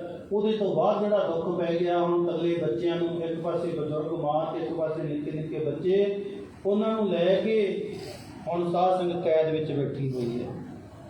ਇੱਕ ਪਾਸੇ ਪੋਤਰੇ ਕੈਦ ਹੋਏ ਨੇ, ਇੱਕ ਪਾਸੇ ਪੁੱਤਰ ਜਿਹੜਾ ਹੈ ਗੁਰੂ ਗੋਬਿੰਦ ਸਿੰਘ ਜੀ, ਉਹ ਕਹਿੰਦੇ ਬੈਠਾ ਹੋਇਆ ਮਾਛੀਵਾੜੇ ਦੇ ਜੰਗਲਾਂ ਵਿੱਚ। ਉਹ ਕਵੀ ਨੇ ਲਿਖਿਆ ਵੀ ਉਹ ਧੰਨ ਹੈ ਮਾਤਾ ਗੁਜਰੀ, ਕਹਿੰਦੇ ਜਿਹਦੀ ਤਕਦੀਰ ਦੇ ਵਿੱਚ ਕਹਿੰਦੇ ਕੋਈ ਸੁੱਖ ਕਦੇ ਲਿਖਿਆ ਹੀ ਨਹੀਂ। ਸਾਰੀ ਜ਼ਿੰਦਗੀ ਇੰਨੇ ਦੁੱਖਾਂ ਦਾ ਟਾਕਰਾ ਕੀਤਾ, ਪਰ ਫਿਰ ਵੀ ਉਸ ਮਾਤਾ ਨੇ ਹਿੰਮਤ ਨਹੀਂ ਹਾਰੀ।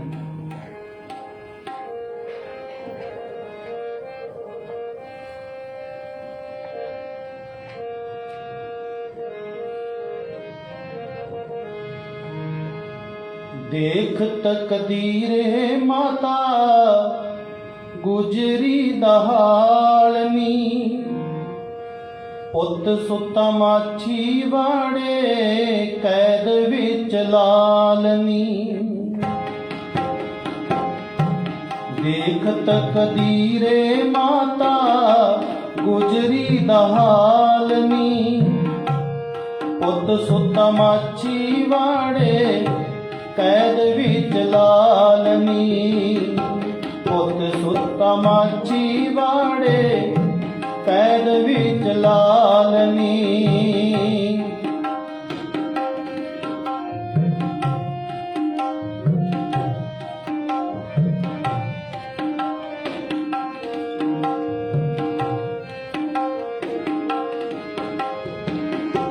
कितने तसीहे माता गुजरी ने झल्लेनी, आया ना खरीद रहे अवल्लेनी।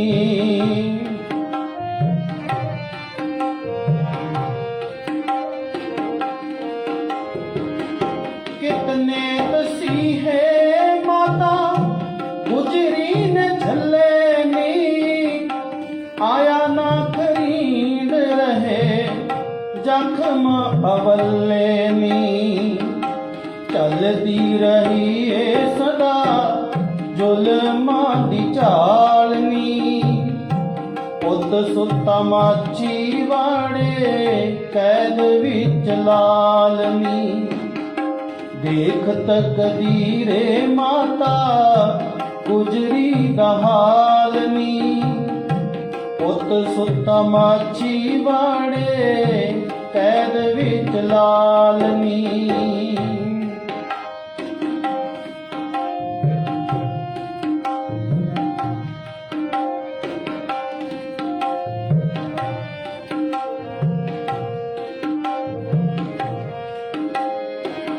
किसे पिछे वार दिता अपना सुहागनी, रखिया लुका के हाय दिल च बैरागनी।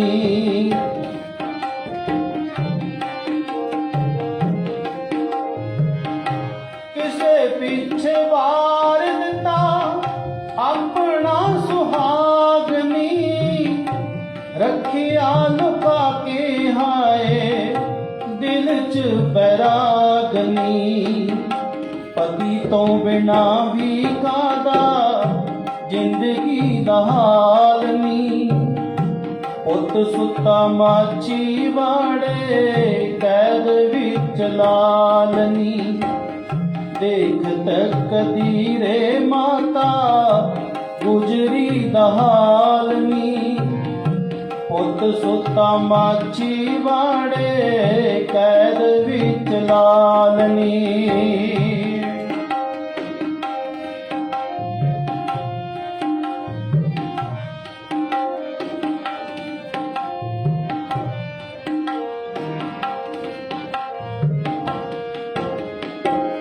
ਪੁੱਤ ਦੇ ਸਹਾਰੇ ਸਾਰਾ ਜੀਵਨ ਗੁਜ਼ਾਰਿਆ। ਮਾਛੀ ਵਾਲੇ ਸੁੱਤਾ ਹੋ ਮੁਸੀਬਤਾਂ ਦਾ ਮਾਰਿਆ।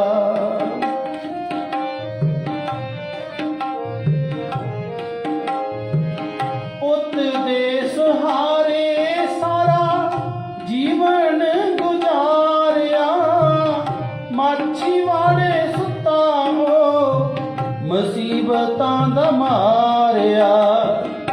ਜ਼ਿੰਦਗੀ ਚ ਕੱਲੀ ਰਹਿ ਗਈ ਮੌਤ ਹੁਣ ਨਾਲ ਨੀ।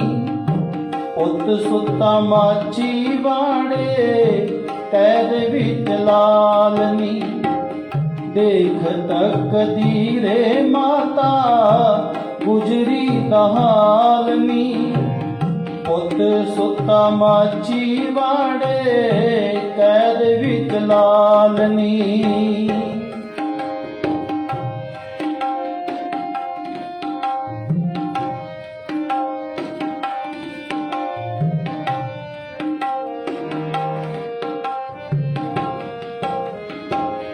ਬੈਠੇ ਬੈਠੇ ਰਾਤ ਸਾਰੀ ਇੰਜ ਬੀਤ ਜਾਏਗੀ। ਪੁੱਤ ਤੋਂ ਬਗੈਰ ਦੱਸੋ ਨੀਂਦ ਕਿਵੇਂ ਆਵੇਗੀ।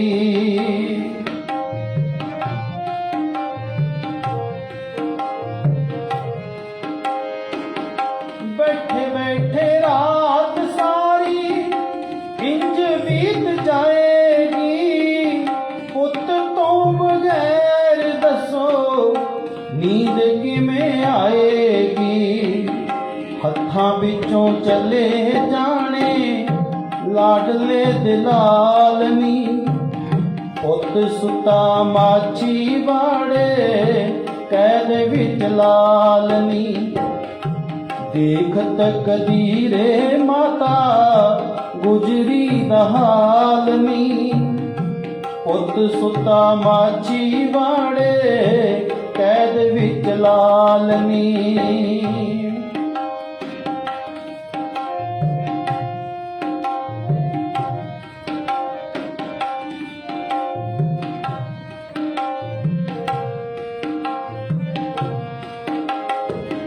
ਪਹਿਲਾਂ ਪਤੀ ਖੋਇਆ ਫਿਰ ਅਨੰਦਪੁਰ ਛੱਡਿਆ। ਹੋਣੀ ਨੇ ਵੀ ਹਜੇ ਪਿੱਛਾ ਇਸ ਦਾ ਨਾ ਛੱਡਿਆ।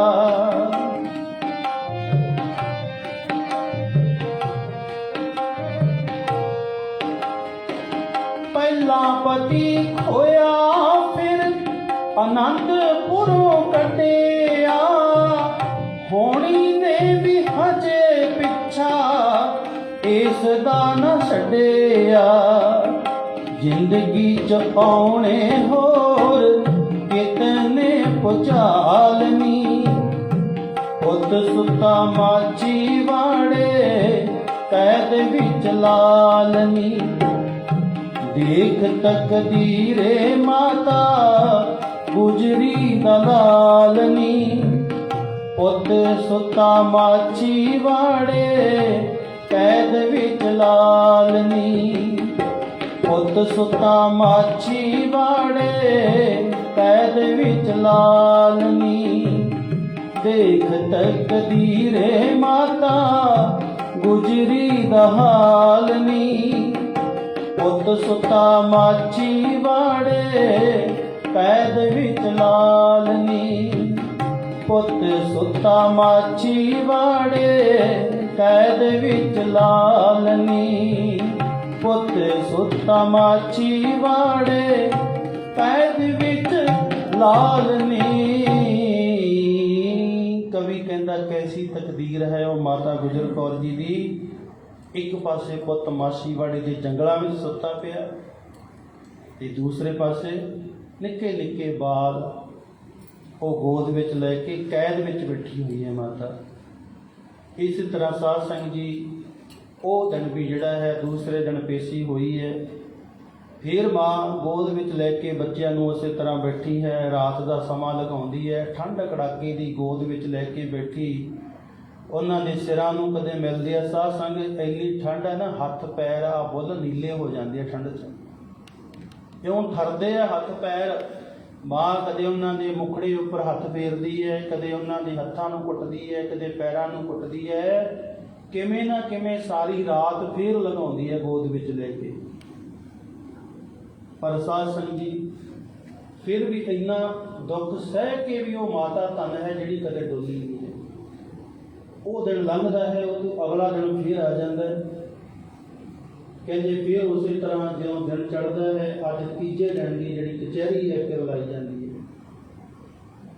ਫਿਰ ਤਿਆਰੀ ਹੁੰਦੀ ਹੈ, ਸਾਰੇ ਵਜ਼ੀਰ ਜਿਹੜੇ ਹੈ ਇਕੱਠੇ ਹੁੰਦੇ ਨੇ, ਉਹਦੇ ਵਿੱਚ ਕਾਜੀ ਬਿਠਾਏ ਜਾਂਦੇ ਹੈ। ਕਿਉਂਕਿ ਉਸ ਟਾਈਮ ਦਾ ਜਿਹੜਾ ਫੈਸਲਾ ਹੈ, ਜਿਵੇਂ ਅੱਜ ਆਪਣੇ ਜੱਜ ਫੈਸਲਾ ਕਰਦੇ ਆ, ਇਹ ਕਾਜ਼ੀਆਂ ਦੇ ਹੱਥ ਵਿੱਚ ਹੁੰਦਾ ਹੈ ਕਿ ਜਦੋਂ ਸਾਰਾ ਕੇਸ ਹੋ ਜਾਂਦਾ ਹੈ ਤੇ ਫਿਰ ਜਿਵੇਂ ਜੱਜ ਨੇ ਸਜ਼ਾ ਦੇਣੀ ਹੁੰਦੀ ਹੈ, ਜਿਹੜੀ ਮਰਜ਼ੀ ਸਜ਼ਾ ਦੇਵੇ, ਉਦੋਂ ਕਾਜੀ ਹੁੰਦੀ। ਤਾਂ ਹੀ ਗੁਰੂ ਨਾਨਕ ਪਾਤਸ਼ਾਹ ਨੇ ਬਾਣੀ ਵਿੱਚ ਲਿਖਿਆ ਵੀ ਕਾਜੀ ਹੋਏ ਰਿਸ਼ਵਤੀ ਵੱਡੀ ਲੈ ਕੇ ਹੱਕ ਗਵਾਏ। ਕਿ ਉਦੋਂ ਦੇ ਜਿਹੜੇ ਲੋਕ ਇਨਸਾਫ ਕਰਨ ਵਾਲੇ ਸਨ, ਜਿਹੜੇ ਦੁਨੀਆ ਦਾ ਚੰਗਾ ਮਾੜਾ ਸੋਚਣ ਵਾਲੇ ਸਨ, ਉਹ ਵੱਡੀ ਲੈ ਕੇ ਹੱਕ ਗਵਾਉਣ ਲੱਗ ਗਏ। ਉਹ ਵੱਖਰਾ ਵਿਸ਼ਾ ਹੈ। ਮਹਾਰਾਜ ਨੇ ਉਦੋਂ ਹੋਰ ਕਾਜ਼ੀਆਂ ਨੂੰ ਲਾਹਣਤਾਂ ਪਾਈਆਂ ਨੇ ਕਿ ਉਹ ਪੈਸੇ ਲੈ ਕੇ ਕਿਹਦੇ ਵੀ ਹੱਕ ਦੇ ਵਿੱਚ ਫੈਸਲਾ ਕਰ ਦਿੰਦੇ ਸੀ। ਕਹਿੰਦੇ ਇਸ ਤਰ੍ਹਾਂ ਸਾਰੇ ਕਾਜੀ ਮਲਾਣੇ ਇਕੱਠੇ ਹੋਏ ਹੈ। ਫਿਰ ਸਾਹਿਬਜ਼ਾਦਿਆਂ ਨੂੰ ਸੱਦਿਆ ਜਾਂਦਾ ਹੈ ਤੇ ਉੱਥੇ ਸੱਦ ਕੇ ਉਹਨਾਂ ਨੂੰ ਫਿਰ ਉਸੇ ਤਰ੍ਹਾਂ ਹੀ ਫਤਿਹ ਬੁਲਾਉਂਦੇ ਹੈ।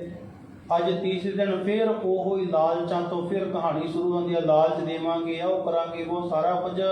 ਬੱਚੇ ਕਹਿੰਦੇ ਆ ਸੂਬਿਆ ਅੱਜ 3 ਦਿਨ ਹੋ ਗਏ ਆ, ਤੈਨੂੰ ਆਹੀ ਗੱਲਾਂ ਸਾਨੂੰ ਵਾਰ-ਵਾਰ ਪੁੱਛੀ ਜਾਂਦਾ। ਕੀ ਤੇਰੇ ਮਨ ਦੇ ਵਿੱਚ ਹਜੇ ਵੀ ਇਹ ਹੈ ਕਿ ਅਸੀਂ ਆਪਣਾ ਧਰਮ ਤਿਆਗ ਦੇਵਾਂਗੇ, ਅਸੀਂ ਛੱਡ ਦੇਵਾਂਗੇ, ਅਸੀਂ ਤੇਰੀ ਗੱਲ ਨੂੰ ਮੰਨ ਲਵਾਂਗੇ? ਸੂਬਿਆ ਤੂੰ 3 ਛੱਡ, ਭਾਵੇਂ 6 ਵਾਰੀ ਕਚਹਿਰੀਆਂ ਲਾ ਲਾ, ਭਾਵੇਂ ਹਰ ਰੋਜ਼ ਕਚਹਿਰੀ ਲਾ, ਸਾਡਾ ਇੱਕੋ ਹੀ ਜਵਾਬ ਹੋਵੇਗਾ ਕਿ ਅਸੀਂ ਆਪਣਾ ਧਰਮ ਨਹੀਂ ਛੱਡਾਂਗੇ। ਅਸੀਂ ਆਪਣਾ ਸਿੱਖੀ ਧਰਮ ਨੂੰ ਛੱਡ ਕੇ ਤੇਰੇ ਧਰਮ ਦੇ ਵਿੱਚ ਨਹੀਂ ਆਵਾਂਗੇ। ਅਸੀਂ ਆਪਣੇ ਹੀ ਧਰਮ ਵਿੱਚ ਰਹਿ ਕੇ ਆਪਣੀ ਜਾਨ ਗਵਾ ਦੇਵਾਂਗੇ। ਕਹਿੰਦੇ ਇਉਂ ਕਰਦਿਆਂ ਹੋਰ ਕਈ ਨਵਾਬ ਹੋਰ ਆ ਕੇ ਨੇੜੇ ਆਉਂਦੇ ਆ ਬੱਚਿਆਂ ਦੇ, ਪਿਆਰ ਨਾਲ ਕਹਿੰਦੇ ਬੱਚਿਓ ਤੁਸੀਂ ਬੜੇ ਨਿੱਕੇ ਹੋ, ਅਜੇ ਨਿਆਣੇ ਹੋ, ਤੁਹਾਡੀਆਂ ਤਾਂ ਉਮਰਾਂ ਹੀ ਬਹੁਤ ਛੋਟੀਆਂ ਨੇ, 7 ਸਾਲ ਦੇ 9 ਸਾਲ ਦੇ, ਤੁਸੀਂ ਜ਼ਿੰਦਗੀ ਦਾ ਵੇਖਿਆ ਹੀ ਕੁਝ ਨਹੀਂ ਅਜੇ ਤੇ ਤੁਸੀਂ ਜਵਾਨ ਹੋਣਾ। ਜਵਾਨ ਹੋਵੋਗੇ, ਤੁਸੀਂ ਚੰਗੀਆਂ ਘਰਾਂ ਦੇ ਵਿੱਚ ਵਿਆਹੇ ਜਾਵੋਗੇ, ਤਾਂ ਜ਼ਿੰਦਗੀ ਸਾਰੀ ਤੁਹਾਡੀ ਅੱਗੇ ਪਈ ਹੈ। ਤੁਸੀਂ ਤਾਂ ਜ਼ਿੰਦਗੀ ਦਾ ਹਜੇ ਇੱਕ ਕੀ ਅੱਧਾ ਵੀ ਹਿੱਸਾ ਜੇ ਗੁਜ਼ਾਰਿਆ ਨਹੀਂ ਹੈ, ਬਹੁਤ ਛੋਟੀਆਂ ਉਮਰਾਂ ਨੇ। ਇੰਜ ਕਰੋ, ਕਹਿੰਦੇ ਕਈ ਨਵਾਬ ਆਉਂਦੇ ਆ ਕੇ ਫਿਰ ਬੱਚਿਆਂ ਦੇ ਕੰਨਾਂ ਵਿੱਚ ਕਹਿੰਦੇ ਆ ਬੱਚਿਓ ਕਿਉਂ ਤੁਸੀਂ ਆਪਣੀ ਜਾਨ ਦੇਣੀ ਚਾਹੁੰਦੇ ਹੋ? ਪਿਤਾ ਤੁਹਾਡੇ ਦਾ ਪਤਾ ਨਹੀਂ ਹੈ, ਘਰ-ਬਾਰ ਤੁਹਾਡਾ ਸਾਰਾ ਲੁੱਟ ਗਿਆ, ਆਨੰਦਪੁਰ ਤੁਹਾਡੇ ਕੋਲ ਨਹੀਂ ਰਿਹਾ, ਤੁਹਾਡਾ ਤੇ ਹੈ ਹੀ ਦੁਨੀਆ ਉੱਪਰ ਕੋਈ ਨਹੀਂ। ਹਜੇ ਵੀ ਤੁਸੀਂ ਆਪਣਾ ਕਿਹਾ ਜਿਹੜਾ ਨਵਾਬ ਕਹਿ ਰਿਹਾ ਨਾ ਸੂਬਾ, ਉਹ ਮੰਨ ਜਾਵੋ, ਤੁਹਾਨੂੰ ਜ਼ਿੰਦਗੀ ਵਿੱਚ ਆਉਣ ਵਾਲੇ ਸਾਰੇ ਸੁੱਖ ਮਿਲ ਜਾਣਗੇ। ਵਾਰ-ਵਾਰ ਇਹੋ ਹੀ ਸਾਧ ਸੰਗਤ ਸੂਬਾ ਕਹਿ ਰਿਹਾ। ਕਿਉਂ ਜਾਣ ਗਵਾਉਂਦੇ ਹੋ ਬੱਚਿਓ, ਮੰਨ ਲਓ ਮੇਰਾ ਕਹਿਣਾ। ਕਿਉਂ ਜਾਣ ਗਵਾਉਂਦੇ ਹੋ ਬੱਚਿਓ, ਮੰਨ ਲਓ ਮੇਰਾ ਕਹਿਣਾ। ਕਿਉਂ ਜਾਣ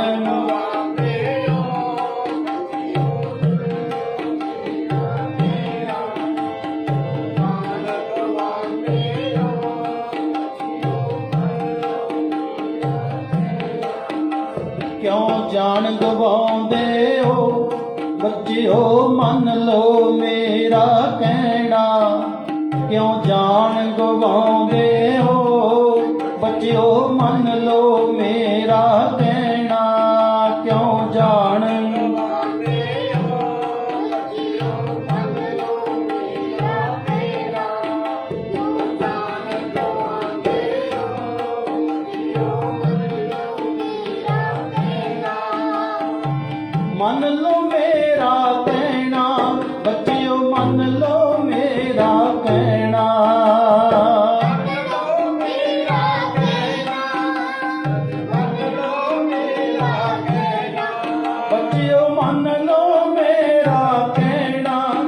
ਬੱਚਿਓ ਮੰਨ ਲਓ ਮੇਰਾ ਕਹਿਣਾ।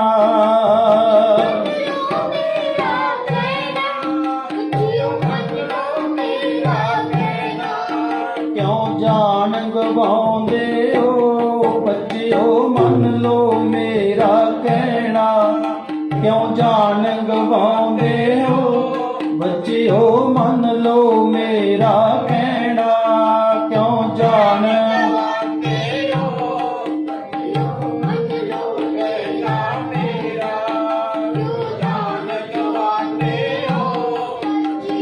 ਮੰਨ ਲਓ ਮੇਰਾ ਕਹਿਣਾ। ਕਹਿੰਦੀ ਵਾਰ-ਵਾਰ ਜਦੋਂ ਕੰਨਾਂ ਵਿੱਚ ਆ ਕੇ ਵੀ ਇਹ ਗੱਲਾਂ ਸਮਝਾਈਆਂ ਜਾਂਦੀਆਂ ਪਰ ਬੱਚੇ ਨਹੀਂ ਮੰਨਦੇ। ਗੁੱਸੇ ਵਿੱਚ ਆ ਕੇ ਵਜੀਦ ਖਾਨ ਸੂਬਾ ਸਰਹੰਦ ਕਾਜੀ ਨੂੰ ਕਹਿੰਦਾ, ਕਾਜੀ ਸਾਹਿਬ ਤੁਸੀਂ ਆਪਣੀ ਕਿਤਾਬ ਖੋਲ੍ਹ ਕੇ ਫਤਵਾ ਲਾਓ ਇਹਨਾਂ ਨੂੰ ਕੀ ਸਜ਼ਾ ਦਿੱਤੀ ਜਾਵੇ, ਕਿਉਂਕਿ ਇਹ ਨਾ ਇਹ ਲਾਲਚਾਂ ਦੇ ਨਾਲ ਨਾ ਇਹ ਕਿਸੇ ਡਰਾਵੇ ਨਾਲ ਇਹ ਨਹੀਂ ਮੰਨਦੇ। ਹੁਣ ਅਖੀਰ ਇੱਕ ਰਹਿ ਗਈ ਸਜ਼ਾ ਕਿ ਇਹਨਾਂ ਨੂੰ ਕਿਸ ਤਰ੍ਹਾਂ ਮੌਤ ਦੇ ਘਾਟ ਉਤਾਰਿਆ ਜਾਵੇ, ਤੁਸੀਂ ਸਜ਼ਾ ਸੁਣਾਓ। ਫਿਰ ਕਾਜੀ ਖੜਾ ਹੁੰਦਾ ਹੈ, ਜਿਹਨੇ ਇਨਸਾਫ ਕਰਨਾ ਸੀ ਉਹ ਵੀ ਸ਼ਾਸਨ ਨਾਲ ਮਿਲਿਆ ਹੋਇਆ ਹੈ। ਕਹਿੰਦੇ ਉਹ ਜਦੋਂ ਆਪਣਾ ਇਨਸਾਫ ਸਾਰਾ ਪੜ੍ਹ ਕੇ ਦੱਸਦਾ ਕਹਿਣ ਲੱਗਿਆ, ਐ ਵਜੀਦ ਖਾਨ ਇਹ ਦੋਹਾਂ ਬੱਚਿਆਂ ਨੂੰ ਜਿਉਂਦਿਆਂ ਨੂੰ ਨੀਹਾਂ 'ਚ ਚਿਣ ਦਿੱਤਾ ਜਾਵੇ। ਸ਼ਾਸਨ ਨੇ ਜਦੋਂ ਇਹ ਸਜ਼ਾ ਸੁਣਾਈ ਨਾ, ਜਿਹੜਾ ਖਾਨ ਮਲੇਰ ਕੋਟਲੇ ਵਾਲਾ ਬੈਠਾ ਸੀ ਉੱਠ ਕੇ ਖੜਾ ਹੋ ਗਿਆ।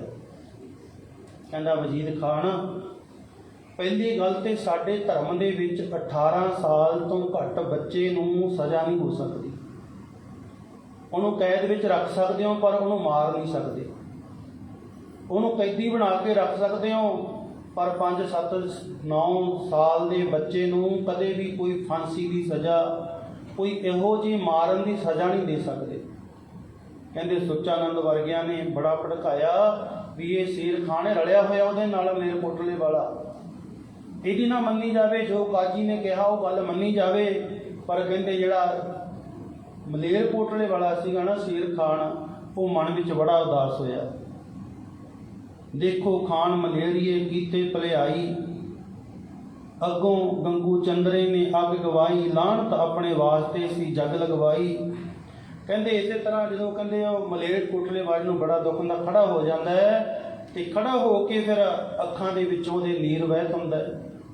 ਜਦੋਂ ਮਾਸੂਮ ਬੱਚਿਆਂ ਵੱਲ ਵੇਖਦਾ ਹੈ, 7 ਸਾਲ 9 ਸਾਲ ਦੇ ਨਿੱਕੇ ਨਿੱਕੇ ਬੱਚੇ, ਇੰਨੇ ਪਿਆਰੇ ਪਿਆਰੇ ਸਾਹਿਬਜ਼ਾਦੇ, ਸੂਬਿਆ ਤੂੰ ਇਹਨਾਂ ਨੂੰ ਏਡੀ ਵੱਡੀ ਸਜ਼ਾ ਸੁਣਾ ਰਿਹਾ ਏ, ਦੱਸ ਤੂੰ ਕਿਹੜੇ ਕਾਨੂੰਨ ਦੇ ਵਿੱਚੋਂ ਆ।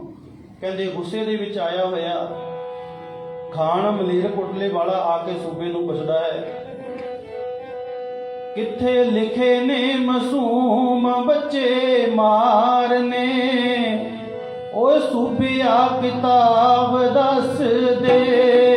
ਕਿੱਥੇ ਲਿਖੇ ਨੇ ਮਾਸੂਮ ਬੱਚੇ ਮਾਰਨੇ, ਸੂਬਿਆ ਕਿਤਾਬ ਦੱਸ ਦੇ। ਕਿੱਥੇ ਲਿਖੇ ਨੇ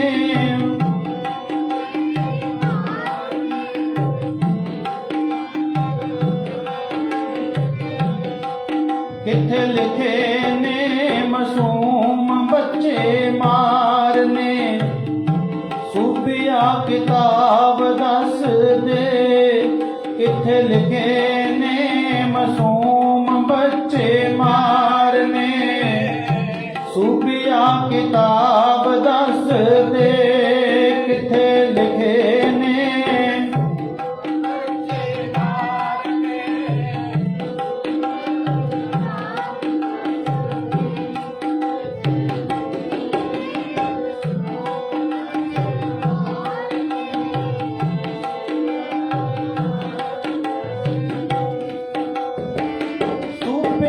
ਕਿਤਾਬ ਦੱਸ ਦੇ,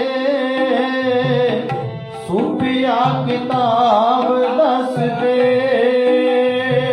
ਸੂਬਿਆ ਕਿਤਾਬ ਦੱਸ ਦੇ, ਸੂਬਿਆ ਕਿਤਾਬ ਦੱਸ ਦੇ। ਉਹ ਸੂਬਿਆ ਕਿਤਾਬ ਦੱਸ ਦੇ, ਸੂਬਿਆ ਕਿਤਾਬ ਦੱਸ ਦੇ।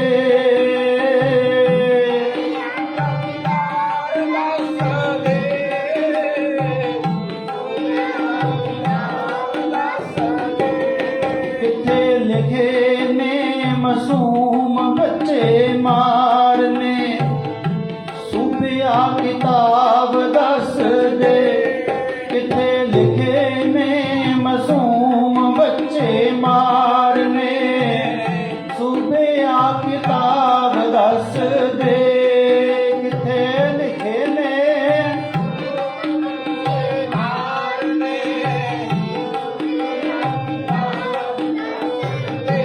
ਓਏ ਕਿੱਥੇ ਲਿਖੇ ਆ ਮਾਸੂਮ ਬੱਚੇ ਮਾਰਨੇ, ਸੂਬਿਆ ਕਿਤਾਬ ਦੱਸ ਦੇ। ਮਲੇਰਕੋਟਲੇ ਵਾਲਾ ਖਾਨ ਕਹਿੰਦਾ ਸੂਬਿਆ ਕੋਈ ਇਹੋ ਜਿਹਾ ਕਾਨੂੰਨ ਤੇ ਵਿਖਾ, ਕੋਈ ਇਹੋ ਜਿਹਾ ਗ੍ਰੰਥ ਵਿਖਾ, ਕੋਈ ਕਿਤਾਬ ਵਿਖਾ ਜਿਹਦੇ ਵਿੱਚ ਲਿਖਿਆ ਹੋਵੇ ਕਿ 7 ਸਾਲ ਦੇ ਬੱਚੇ ਨੂੰ ਇਹੋ ਜਿਹੀ ਸਜ਼ਾ ਦੇਣੀ। ਪਰ ਸਾਧ ਸੰਗ ਉੱਥੇ ਸੁਣੇ ਕੌਣ, ਕਿਉਂਕਿ ਜਿੱਥੇ ਝੂਠਿਆਂ ਦੀ ਸਭਾ, ਕੂੜ ਦੀ ਸਭਾ ਲੱਗੀ ਹੋਵੇ, ਉੱਥੇ ਕੂੜ ਦੇ ਵਿੱਚ ਕੂੜ ਹੀ ਸਾਰਾ ਹੁੰਦਾ, ਝੂਠ ਵਿੱਚ ਝੂਠ ਹੀ ਹੁੰਦਾ ਹੈ। ਕਿਉਂਕਿ ਸੱਚ ਬੋਲਣ ਵਾਲਾ ਇੱਕ ਹੈ, ਕੂੜ ਵਾਲੇ ਝੂਠ ਵਾਲੇ ਸਾਰੇ ਹੀ ਨੇ। ਪਰ ਉੱਥੇ ਉਸ ਨਵਾਬ ਮਲੇਰਕੋਟਲੇ ਦੀ ਇੱਕ ਨਾ ਸੁਣੀ ਗਈ, ਉਹਨੂੰ ਬਾਹਰ ਕੱਢ ਦਿੱਤਾ ਤੇ ਅਖੀਰ ਇਹ ਫੈਸਲਾ ਕਰ ਦਿੱਤਾ ਕਿ ਉਹ ਤੋਂ ਅਗਲਾ ਦਿਨ ਜਿਹੜਾ 13 ਪੋਹ ਦਾ ਦਿਨ ਆਵੇਗਾ, ਇਹ 12 ਪੋਹ ਨੂੰ ਸਾਰੀ ਸਜ਼ਾ ਸੁਣਾਈ ਜਾਂਦੀ ਹੈ ਕਿ 13 ਪੋਹ ਨੂੰ ਫਿਰ ਸਾਰੀ ਸਰਹੰਦ ਨੂੰ ਇਕੱਠਿਆਂ ਕਰਕੇ ਜਿਹੜੀ ਸਜ਼ਾ ਦੇਣੀ ਆ ਸਭ ਲੋਕਾਂ ਦੇ ਸਾਹਮਣੇ ਦਿੱਤੀ ਜਾਵੇਗੀ। ਫਿਰ ਸਿਪਾਹੀਆਂ ਨੂੰ ਕਿਹਾ ਜਾਂਦਾ ਜਾਓ ਵਾਪਸ ਇਹਨਾਂ ਨੂੰ ਛੱਡਿਓ। ਬੱਚੇ ਫਿਰ ਆਉਂਦੇ ਆ। ਸਾਧ ਸੰਗਤ ਕੋਈ ਚਿਹਰਿਆਂ ਉੱਪਰ ਡਰ ਨਹੀਂ ਹੈ, ਕੋਈ ਭੌ ਨਹੀਂ ਹੈ। ਉਵੇਂ ਜਿਵੇਂ ਹੱਸਦੇ ਜਿਵੇਂ ਪਹਿਲਾਂ ਆਉਂਦੇ ਆ, ਅੱਜ ਵੀ ਉਸੇ ਤਰ੍ਹਾਂ ਹੀ ਤੁਰੇ ਆਉਂਦੇ ਆ। ਦਾਦੀ ਮਾਂ ਨੇ ਆ ਕੇ ਵੇਖਿਆ ਕਿ ਦਾਦੀ ਮਾਂ ਦੇ ਪੈਰੀਂ ਹੱਥ ਲਾਉਂਦੇ ਆ, ਘੁੱਟ ਕੇ ਗਲਵੱਕੜੀ ਪਾਉਂਦੇ ਆ ਤੇ ਦਾਦੀ ਮਾਂ ਪੁੱਛਦੀ ਆ ਪੁੱਤਰੇ ਬੜੇ ਖੁਸ਼ ਲੱਗ ਰਹੇ ਹੋ। ਤੇ ਅੱਗੇ ਉਹ ਕਹਿੰਦੇ ਆ ਦਾਦੀ ਮਾਂ ਅਸੀਂ ਇਮਤਿਹਾਨ 'ਚ ਪਾਸ ਹੋ ਗਏ। ਦਾਦੀ ਮਾਂ ਪੁੱਤਰ ਨਾਲ ਕਰਦੀ ਆ ਵੀ ਕੀ ਹੋ ਗਿਆ, ਇਮਤਿਹਾਨ ਵਿੱਚ ਕੀ ਪਾਸ ਹੋ ਗਏ, ਕੀ ਤੁਹਾਨੂੰ ਛੱਡ ਦਿੱਤਾ? ਨਹੀਂ ਦਾਦੀ ਮਾਂ ਅਸੀਂ ਸਿੱਖੀ ਦੇ ਇਮਤਿਹਾਨ ਵਿੱਚ ਪਾਸ ਹੋ ਗਏ ਹਾਂ, ਕੱਲ੍ਹ ਨੂੰ ਸਾਡਾ ਰਿਜ਼ਲਟ ਆ, ਭਾਵ ਅਸੀਂ ਸਿੱਖੀ ਨੂੰ ਨਿਭਾ ਜਾਣਾ ਹੈ, ਅਸੀਂ ਉਹਨਾਂ ਦੀ ਈਣ ਨਹੀਂ ਮੰਨੀ, ਕੱਲ੍ਹ ਨੂੰ ਸਾਨੂੰ ਸ਼ਹੀਦ ਕਰ ਦੇਣਾ। ਦਾਦੀ ਮਾਂ ਨੇ ਫਿਰ ਹੌਂਕਾ ਭਰਿਆ ਵੀ ਇਹ ਰੱਬਾ ਆਹੀ ਸਮਾਂ ਰਹਿ ਗਿਆ ਸੀ ਜਿਹੜਾ ਮੈਂ ਵੇਖਣਾ ਸੀ, ਨਿੱਕੇ ਨਿੱਕੇ ਲਾਲ ਜਿਹੜੇ ਮੈਂ ਗੋਦ ਵਿੱਚ ਰੱਖੇ ਹੋਏ ਆ। ਸਾਧ ਸੰਗਤ ਜੀ ਇਸੇ ਤਰ੍ਹਾਂ ਦਾਦੀ ਮਾਂ ਸਾਰੀ ਰਾਤ ਗਵਾਂ ਦੇ ਵਿੱਚ, ਭਾਵੇਂ ਉਹ ਸਾਧ ਸੰਗਤ ਰੱਬੀ ਰੂਹ ਸੀ, ਪਰ ਜਿਹੜਾ ਪਿਆਰ ਹੁੰਦਾ ਨਾ ਬੱਚਿਆਂ ਦਾ ਇਹ ਤਾਂ ਹਰ ਇੱਕ ਵਿੱਚ ਹੀ ਹੈ, ਭਾਵੇਂ ਕੋਈ ਵੀ ਹੈ। ਸਾਰੀ ਰਾਤ ਉਸੇ ਤਰ੍ਹਾਂ ਬੱਚਿਆਂ ਨੂੰ ਗਲ ਨਾਲ ਲਾ ਕੇ ਉਹ ਰਾਤ ਸਾਧ ਸੰਗਤ ਮਾਂ ਨੂੰ ਪਤਾ ਵੀ ਅੱਗੇ ਤੇ ਕਚਹਿਰੀ ਜਾਂਦੇ ਨੇ ਵਾਪਸ ਆ ਜਾਂਦੇ ਸੀ, ਕੱਲ੍ਹ ਤੇ ਇਹੋ ਜਿਹੀ ਕਚਹਿਰੀ ਲੱਗਣੀ ਆ, ਇੱਕ ਵਾਰ ਚਲੇ ਗਏ ਦੁਬਾਰਾ ਵਾਪਸ ਨਹੀਂ ਆਉਣਗੇ। ਦੂਸਰਾ ਦਿਨ ਆਉਂਦਾ ਹੈ, ਚੜ੍ਹਦਾ ਹੈ। ਕਹਿੰਦੇ ਸਵੇਰੇ ਅੱਜ ਦਾਦੀ ਮਾਂ ਵੀ ਨਾ, ਆਪਾਂ ਪਹਿਲਾਂ ਜ਼ਿਕਰ ਕੀਤਾ ਇੱਕ ਝੋਲਾ ਜਿਹਦੇ ਵਿੱਚ ਝੋਲੀ 'ਚ ਲੈ ਕੇ ਆਈ ਸੀ, ਨੀਲੇ ਰੰਗ ਦੇ ਵਸਤਰ ਲੈ ਕੇ ਆਈ ਸੀ, ਉਹ ਪਾ ਦਿੰਦੀ ਹੈ ਤੇ ਬੜੇ ਚਾਵਾਂ ਨਾਲ ਤਿਆਰ ਕਰਦੀ ਹੈ। ਫਤਿਹ ਸਿੰਘ ਦਾ ਕੇਸ ਵਾਹੁੰਦੀ ਹੈ, ਜੂੜਾ ਕਰਦੀ ਹੈ ਤੇ ਮਨ ਹੀ ਮਨ ਖਿਆਲਾਂ ਦੇ ਵਿੱਚ ਨਾ ਯਾਦ ਕਰਦੀ ਹੈ ਆਪਣੀ ਨੂੰਹ ਨੂੰ, ਜੀਤਾਂ ਨੂੰ। ਆਪਾਂ ਪਹਿਲੇ ਦਿਨਾਂ 'ਚ ਇਹ ਵਿਚਾਰ ਕੀਤੀ, ਸ਼ਾਇਦ ਜਿਹੜੇ ਨਵੇਂ ਆਏ ਆ, ਕਿ ਗੁਰੂ ਗੋਬਿੰਦ ਸਿੰਘ ਮਹਾਰਾਜ ਜੀ ਦੇ 3 ਸਨ ਘਰੋਂ ਉਹਨਾਂ ਦੇ। ਇੱਕ ਤਾਂ ਹੈ ਮਾਤਾ ਸਾਹਿਬ ਦੇਵਾ ਜਿਹਦੇ ਕੋਈ ਪੁੱਤਰ ਨਹੀਂ ਹੋਇਆ, ਸਤਿਗੁਰੂ ਜੀ ਨੇ ਉਹਦੇ ਨਾਲ ਗ੍ਰਸਤ ਵੀ ਨਹੀਂ ਕੀਤਾ, ਉਹਨੂੰ ਖਾਲਸਾ ਪੰਥ ਦਿੱਤਾ ਸੀਗਾ। ਉਹਨੇ ਪੁੱਛਿਆ ਸੀਗਾ ਵੀ ਹੈ ਗੁਰੂ ਜੀ ਮੇਰਾ ਪੁੱਤਰ ਕੌਣ ਆ? ਮਹਾਰਾਜ ਕਹਿੰਦੇ ਸੀ ਜਿਹੜਾ ਵੀ ਅੰਮ੍ਰਿਤ ਪਾਨ ਕਰੇਗਾ ਉਹ ਤੇਰਾ ਪੁੱਤਰ, ਭਾਵ ਖਾਲਸਾ ਪੰਥ ਮਾਤਾ ਸਾਹਿਬ ਕੌਰ ਦੀ ਝੋਲੀ 'ਚ ਪਾਇਆ। ਜਦੋਂ ਆਪਾਂ ਅੰਮ੍ਰਿਤ ਛਕਦੇ ਹਾਂ ਤਾਂ ਕਿਹਾ ਜਾਂਦਾ ਵੀ ਅੱਜ ਤੋਂ ਤੁਹਾਡਾ ਪਿਤਾ ਗੁਰੂ ਗੋਬਿੰਦ ਸਿੰਘ ਤੇ ਮਾਤਾ ਸਾਹਿਬ ਕੌਰ ਹੈ। ਸਾਹਿਬ ਕੌਰ ਨੂੰ ਖਾਲਸਾ ਪੰਥ ਦੇਤਾ ਤੇ ਜਿਹੜੀ ਮਾਤਾ ਜੀਤਾਂ ਸੀ ਉਹਦੀ ਕੁੱਖ ਤੋਂ 3 ਸਾਹਿਬਜ਼ਾਦਿਆਂ ਨੇ ਜਨਮ ਲਿਆ ਸੀ, ਬਾਬਾ ਜੁਝਾਰ ਸਿੰਘ, ਬਾਬਾ ਜ਼ੋਰਾਵਰ ਸਿੰਘ ਤੇ ਬਾਬਾ ਫਤਿਹ ਸਿੰਘ। ਤੇ ਜਿਹੜੀ ਮਾਤਾ ਸੁੰਦਰ ਕੌਰ ਸੀ ਉਹਦੀ ਕੁੱਖ ਤੋਂ ਬਾਬਾ ਅਜੀਤ ਸਿੰਘ ਨੇ ਜਨਮ ਲਿਆ ਸੀ। ਇਸ ਕਰਕੇ ਜਿਹੜਾ ਛੋਟਾ ਸਾਹਿਬਜ਼ਾਦਾ ਬਾਬਾ ਫਤਿਹ ਸਿੰਘ ਸੀ ਇਹ ਮਾਤਾ ਜੀਤਾਂ ਜੀ ਦੀ ਕੁੱਖ ਤੋਂ ਪੈਦਾ ਹੋਇਆ ਸੀ। ਔਰ ਕਿਉਂ ਉਦੋਂ ਮਾਤਾ ਯਾਦ ਕਰਦੀ ਹੈ, ਦਾਦੀ ਮਾਂ ਜਦੋਂ ਗੋਦ ਦੇ ਵਿੱਚ ਪਿਆ ਹੋਇਆ ਸਵੇਰ ਦੇ ਉੱਠਦਾ ਹੈ ਤਿਆਰ ਕਰਦੀ ਹੈ, ਉਦੋਂ ਯਾਦ ਕਰਦੀ ਹੈ ਵੀ ਇਹਦੀਆਂ ਮਾਵਾਂ ਕਿਵੇਂ ਪਿਆਰ ਨਾਲ ਇਹਨਾਂ ਨੂੰ ਤਿਆਰ ਕਰਦੀਆਂ ਹੁੰਦੀਆਂ ਸੀ। ਉਹ ਥੋੜ੍ਹਾ ਜਿਹਾ ਇਤਿਹਾਸ ਪਿੱਛੇ ਜਾ ਕੇ ਵਿਚਾਰੀਏ ਕਿ ਜਦੋਂ ਹਜੇ ਅਨੰਦਪੁਰ ਸਾਹਿਬ ਨੂੰ ਘੇਰਾ ਨਹੀਂ ਸੀ ਪਿਆ, ਇੱਕ ਦਿਨ ਮਾਤਾ ਜੀਤ ਕੌਰ ਸੁੱਤੀ ਪਈ ਹੈ, ਰਾਤ ਨੂੰ ਆਰਾਮ ਕਰਦੀ ਹੈ, ਉਹਨੂੰ ਸੁਪਨਾ ਬੜਾ ਭਿਆਨਕ ਆਉਂਦਾ ਹੈ। ਡਰ ਕੇ ਉੱਠ ਖੜਦੀ ਹੈ, ਉੱਠ ਕੇ ਇਸ਼ਨਾਨ ਕਰਦੀ ਹੈ, ਨਹਾਉਂਦੀ ਹੈ, ਇੰਤਜ਼ਾਰ ਕਰਦੀ ਹੈ ਵੀ ਅੰਮ੍ਰਿਤ ਵੇਲਾ ਹੋਵੇਗਾ, ਮੈਂ ਜਾ ਕੇ ਗੁਰੂ ਜੀ ਨੂੰ ਪੁੱਛਾਂ ਵੀ ਮਹਾਰਾਜ ਜੋ ਮੈਂ ਰਾਤ ਵੇਖਿਆ ਇਹ ਇਹੋ ਜਿਹਾ ਸੁਪਨਾ ਕਿਉਂ ਆਇਆ ਮੈਨੂੰ। ਸਵੇਰੇ ਸਵੇਰੇ ਗੁਰੂ ਗੋਬਿੰਦ ਸਿੰਘ ਮਹਾਰਾਜ ਦੇ ਚਰਨਾਂ ਵਿੱਚ ਜਾਂਦੀ ਹੈ, ਜਾ ਕੇ ਮੱਥਾ ਟੇਕਦੀ ਹੈ ਤੇ ਰੋਣ ਲੱਗ ਜਾਂਦੀ ਹੈ। ਗੁਰੂ ਪਾਤਸ਼ਾਹ ਪੁੱਛਦੇ ਨੇ, ਜੀਤਾ ਤੂੰ ਕਿਉਂ ਸਵੇਰੇ ਸਵੇਰੇ ਰੋ ਰਹੀ ਹੈ? ਕਹਿੰਦੀ, ਸੱਚੇ ਪਾਤਸ਼ਾਹ ਮੈਂ ਰਾਤ ਸੁਪਨਾ ਬਹੁਤ ਡਰਾਵਣਾ ਵੇਖਿਆ। ਮਹਾਰਾਜ ਕਹਿੰਦੇ, ਜੀਤਾ ਇਹੋ ਜਿਹਾ ਤੂੰ ਕੀ ਵੇਖ ਲਿਆ, ਤੂੰ ਰੋ ਰਹੀ ਹੈ? ਕਹਿਣ ਲੱਗੀ, ਸੱਚੇ ਪਾਤਸ਼ਾਹ ਮੈਨੂੰ ਇੰਜ ਲੱਗਿਆ ਜਿਵੇਂ ਆਪਣੇ ਆਨੰਦਪੁਰ ਸਾਹਿਬ ਨੂੰ ਘੇਰਾ ਪੈ ਗਿਆ, ਚਾਰ ਸਪੇਰੇ ਫੌਜਾਂ ਹੀ ਫੌਜਾਂ ਨੇ ਤੇ ਨਾ ਕੁਝ ਖਾਣ ਨੂੰ ਮਿਲਦਾ ਨਾ ਪੀਣ ਨੂੰ। ਮਹਾਰਾਜ ਮੁਸਕਰਾ ਰਿਹਾ ਹੌਲੀ, ਕਹਿੰਦੇ, ਜੀਤਾ ਹਾਂ ਕੋਈ ਸਮਾਂ ਆਵੇਗਾ ਇਹ ਹੋਵੇਗਾ। ਮਤਲਬ ਇਹ ਉਦੋਂ 5-6 ਸਾਲ ਦੀ ਪਹਿਲਾਂ ਦੀ ਗੱਲ ਹੈ। ਕਹਿਣ ਲੱਗੀ, ਸੱਚੇ ਪਾਤਸ਼ਾਹ ਪਰ ਉਹਦੇ ਬਾਅਦ ਫਿਰ ਹੋਰ ਵੇਖਿਆ ਕਿ ਇਹੋ ਜਿਹਾ ਸਮਾਂ ਆ ਗਿਆ 7-8 ਮਹੀਨੇ ਦੇ ਘੇਰੇ ਤੋਂ ਬਾਅਦ ਆਪਾਂ ਨੂੰ ਆਨੰਦਪੁਰ ਸਾਹਿਬ ਛੱਡਣਾ ਪੈ ਗਿਆ। ਮਹਾਰਾਜ ਕਹਿੰਦੇ, ਜੀਤਾ ਹਾਂ ਇਹ ਵੀ ਹੋਵੇਗਾ। ਜਿਉਂ-ਜਿਉਂ ਗੱਲਾਂ ਦੱਸਦੀ ਹੈ ਮਹਾਰਾਜ ਹਾਂ ਕਹੀ ਜਾਂਦੇ ਆ ਤੇ ਉਹਦੇ ਅੰਦਰ ਜਿਹੜਾ ਸੀ ਉਹ ਇੱਕ ਬਰਾਗ ਹੋਰ ਜ਼ਿਆਦਾ ਉੱਠਦਾ। ਕਹਿੰਦੀ, ਸੱਚੇ ਪਾਤਸ਼ਾਹ ਜੀ ਮੈਂ ਤੇ ਫਿਰ ਉਹ ਤੋਂ ਅੱਗੇ ਬੜਾ ਭਿਆਨਕ ਹੋਰ ਵੇਖਿਆ। ਜਿੱਦਾਂ ਕੀ ਵੇਖਿਆ ਕਿ ਸਰਸਾ ਦੇ ਕਿਨਾਰੇ ਆਪਣਾ ਸਾਰਾ ਪਰਿਵਾਰ ਹੀ ਖਿੰਡ ਜਾਂਦਾ, 3 ਹਿੱਸਿਆਂ ਦੇ ਵਿੱਚ ਆ ਨਿੱਕੇ ਨਿੱਕੇ ਬੱਚੇ ਇਹ ਮੇਰੇ ਤੋਂ ਵੱਖ ਹੋ ਜਾਂਦੇ ਆ, ਸਾਰਾ ਹੀ ਪਰਿਵਾਰ ਆਪਣਾ ਅੱਡ ਅੱਡ ਹੋ ਜਾਂਦਾ। ਮਹਾਰਾਜ ਹੱਸੀ ਜਾਂਦੇ, ਕਹਿੰਦੇ, ਜੀਤਾ ਹਾਂ ਇਹ ਵੀ ਹੋ ਕੇ ਰਹੇਗਾ। ਜਦੋਂ ਇਹ ਸਾਰਾ ਕੁਝ ਵੇਖਿਆ ਨਾ ਉਹਦੇ ਤੋਂ ਗਾਂਹ ਫਿਰ ਜੀਤਾਂ ਚੀਜ਼ ਤੋਂ ਬੋਲਿਆ ਨਹੀਂ ਗਿਆ। ਮਹਾਰਾਜ ਕਹਿੰਦੇ, ਜੀਤਾਂ ਗਾਹਾਂ ਕੁਝ ਬੋਲ। ਕਹਿੰਦੀ, ਸੱਚੇ ਪਾਤਸ਼ਾਹ ਜੇ ਮਗਰਲਾ ਸਾਰਾ ਕੁਝ ਸੱਚ ਆ ਨਾ, ਜਿਹੜਾ ਮੈਂ ਅੱਗੇ ਵੇਖਿਆ ਉਹ ਵੀ ਸੱਚ ਹੋਵੇਗਾ। ਮਹਾਰਾਜ ਕਹਿੰਦੇ, ਦੱਸਦੀ ਸਹੀ ਜੀਤਾਂ ਕੀ ਹੋਇਆ ਕੀ ਹੈ। ਉਸ ਟਾਈਮ ਬਾਬਾ ਫਤਿਹ ਸਿੰਘ ਜੀ ਦੀ ਉਮਰ 6 ਮਹੀਨਿਆਂ ਦੀ ਸੀ, ਗੋਦ ਵਿੱਚ ਚੁੱਕਿਆ ਹੋਇਆ। 6 ਮਹੀਨਿਆਂ ਦਾ ਬੱਚਾ ਵੇਖੋ ਕਿੰਨਾ ਕੁ ਹੁੰਦਾ ਹੈ।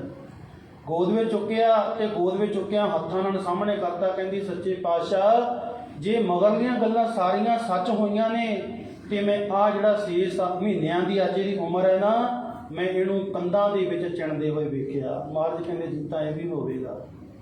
ਮਾਤਾ ਜੀਤਾ ਦੀਆਂ ਤਾਹਾਂ ਨਿਕਲੀਆਂ, ਕਹਿੰਦੀਆਂ, ਸੱਚੇ ਪਾਤਸ਼ਾਹ ਆਨੰਦਪੁਰ ਛੱਡਿਆ ਜਾਵੇ ਮੈਂ ਜਰ ਲਵਾਂਗੀ, ਭੁੱਖੇ ਭਾਣੇ ਰਹਿਣਾ ਪੈ ਗਿਆ ਮੈਂ ਸਰ ਲਾਂਗੀ, ਪਰ ਆ ਮੇਰਾ ਲਾਡਲਾ ਪੁੱਤਰ ਜਿਹੜਾ ਅੱਜ 6 ਮਹੀਨਿਆਂ ਦਾ ਮੈਂ ਕੰਧਾਂ 'ਚ ਖੜਾ ਨਹੀਂ ਵੇਖ ਸਕਦੀ। ਮੈਂ ਇੱਕ ਮਾਂ, ਮੈਨੂੰ ਪੁੱਤ ਦਾ ਦਰਦ ਹੈ, ਮੇਰੀਆਂ ਤਾਂ ਉੱਤੇ ਚੀਕਾਂ ਨਿਕਲ ਜਾਣਗੀਆਂ, ਮੈਂ ਅੱਖਾਂ ਸਾਹਮਣੇ ਇਹਨੂੰ ਨੀਹਾਂ ਵਿੱਚ ਚਿਣਦਿਆਂ ਨਹੀਂ ਵੇਖ ਸਕਦੀ। ਤੇ ਗੁਰੂ ਸਾਹਿਬ ਹੱਸ ਕੇ ਕਹਿੰਦੇ, ਜੀਤਾ ਜੇ ਤੂੰ ਨਹੀਂ ਵੇਖ ਸਕਦੀ ਸਰੀਰ ਛੱਡ ਜਾ। ਕਿੱਡੇ ਬੇਪਰਵਾਹ ਗੁਰੂ ਨੇ। ਜੀਤਾ ਜੇ ਤੂੰ ਇਹ ਸਾਰਾ ਕੁਝ ਨਹੀਂ ਵੇਖ ਸਕਦੀ ਸਰੀਰ ਤਿਆਗ ਜਾ। ਕਹਿਣ ਲੱਗੀ, ਸੱਚੇ ਪਾਤਸ਼ਾਹ ਮੈਂ ਤੇ ਸਰੀਰ ਤਿਆਗ ਜਾ, ਪਰ 6 ਮਹੀਨਿਆਂ ਦਾ ਇਹਦਾ ਕੀ ਕਰਾਂ। ਮਹਾਰਾਜ ਕਹਿੰਦੇ, ਇਹਨੂੰ ਜਾ ਸਾਡੀ ਮਾਂ ਗੁਜਰ ਕੌਰ ਦੀ ਝੋਲੀ 'ਚ ਪਾ ਦੇ।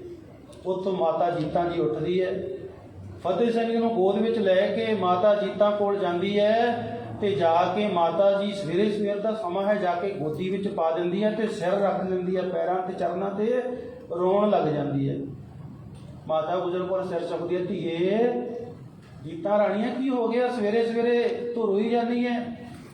ਸਾਰੀ ਕਹਾਣੀ ਦੱਸ ਦਿੱਤੀ। ਮਾਤਾ ਜੀ ਅੱਜ ਆਪਸ ਹੋਇਆ ਤੇ ਮੈਂ ਜਿਉਂਦਿਆਂ ਨਹੀਂ ਰਹਿਣਾ, ਮੈਂ ਅੱਖਾਂ ਦੇ ਸਾਹਮਣੇ ਆਪਣੇ ਬੱਚਿਆਂ ਨੂੰ ਨੀਹਾਂ 'ਚ ਖੜਿਆ ਨਹੀਂ ਵੇਖ ਸਕਦੀ, ਬਾਕੀ ਸਾਰਾ ਕੁਝ ਵੇਖ ਲਾਂਗੀ। ਮੇਰੇ ਉੱਪਰ ਦੁੱਖ ਆ ਜਾਵੇ, ਮੈਨੂੰ ਭੁੱਖ ਸਹਿਣੀ ਪੈ ਜੇ, ਮੈਨੂੰ ਕਿਲਾ ਛੱਡਣਾ ਪੈ ਜੇ, ਮੈਂ ਜਰ ਜਾਵਾਂਗੀ, ਪਰ ਆਪਣੇ ਬੱਚੇ ਨੂੰ ਨੀਂਹ 'ਚ ਖੜਾ ਨਹੀਂ ਵੇਖ ਸਕਦੀ। ਇਸ ਕਰਕੇ ਮੈਨੂੰ ਗੁਰੂ ਜੀ ਨੇ ਭੇਜਿਆ ਕਿ ਫਤਿਹ ਸਿੰਘ ਨੂੰ ਸਾਡੀ ਮਾਂ ਦੀ ਝੋਲੀ ਵਿੱਚ ਪਾ ਦੇ ਕਿ ਤੂੰ ਸਰੀਰ ਤਿਆਗ ਜਾ। ਕਹਿੰਦੇ ਉਦੋਂ ਫਿਰ ਉੱਧਰੋਂ ਮਾਤਾ ਗੁਜਰ ਕੌਰ ਜੀ ਉਹ ਵੀ ਬਰਾਗ ਵਿੱਚ ਆ ਜਾਂਦੀ ਹੈ ਕਿ ਇਹ ਜੀਤਾਂ ਧੀਏ ਤੂੰ ਇਹ ਕਿਉਂ ਕਰ ਰਹੀ ਹੈ, ਤੇਰਾ ਫਤਿਹ ਸਿੰਘ ਤੇ ਬੜਾ ਅਜੇ ਨਿੱਕਾ 6 ਮਹੀਨਿਆਂ ਦਾ, 6 ਮਹੀਨੇ ਦਾ ਹਜੇ ਤੇ ਬੱਚੇ ਨੂੰ ਲੋੜ ਆ ਤੇਰੀ, ਕਿਉਂਕਿ 6 ਮਹੀਨਿਆਂ ਦਾ ਮਾਂ ਦੇ ਸਿਰ ਤੇ ਹੀ ਬੱਚਾ ਹੁੰਦਾ, ਦੁੱਧ ਪੀਂਦਾ ਹੈ, ਹੋਰ ਕੁਝ ਖਾਂਦਾ ਵੀ ਨਹੀਂ ਹੈ। ਧੀਏ ਹਜੇ ਤਾਂ ਤੇਰੀ ਲੋੜ ਹੈ, ਫਤਿਹ ਸਿੰਘ ਬਹੁਤ ਛੋਟਾ ਹੈ, ਥੋੜਾ ਵੱਡਾ ਹੋ ਜਾਵੇ ਤੂੰ ਫੇਰ ਇਹ ਕੁਝ ਕਰਦੀ। ਕਹਿੰਦੀ ਆ ਦਾਦੀ ਮਾਤਾ ਜੀ ਮੇਰੇ ਕੋਲ ਉਹ ਸਮਾਂ ਨਹੀਂ ਵੇਖਿਆ ਜਾਣਾ, ਇਸ ਕਰਕੇ ਮੈਂ ਪਹਿਲੇ ਹੀ ਸਰੀਰ ਤਿਆਗਣਾ ਚਾਹੁੰਦੀ ਹਾਂ। ਤੇ ਮਾਤਾ ਗੁਜਰ ਕੌਰ ਕਹਿੰਦੀ ਹੈ, ਫਤਿਹ ਸਿੰਘ ਹੈ ਉਮਰ ਦਾ ਛੋਟਾ, ਤੂੰ ਕਿੱਥੇ ਚੱਲੀ ਜੀਤੋ ਰਾਣੀਏ। ਫਤਿਹ ਸਿੰਘ ਹੈ ਉਮਰ ਦਾ ਛੋਟਾ,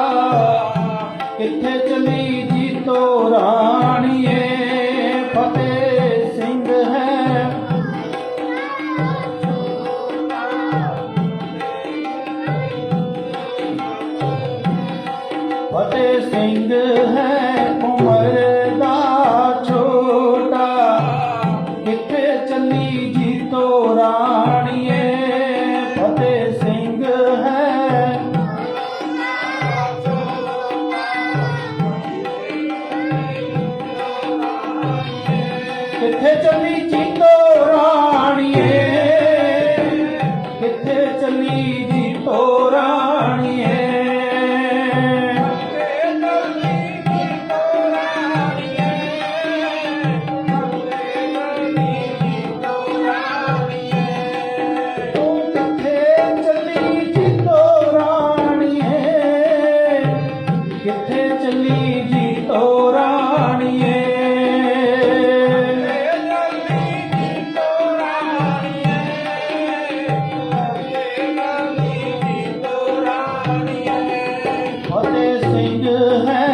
ਉਮਰ ਦਾ ਛੋਟਾ, ਕਿੱਥੇ ਚੱਲੀ ਜੀਤੋ ਰਾਣੀਏ।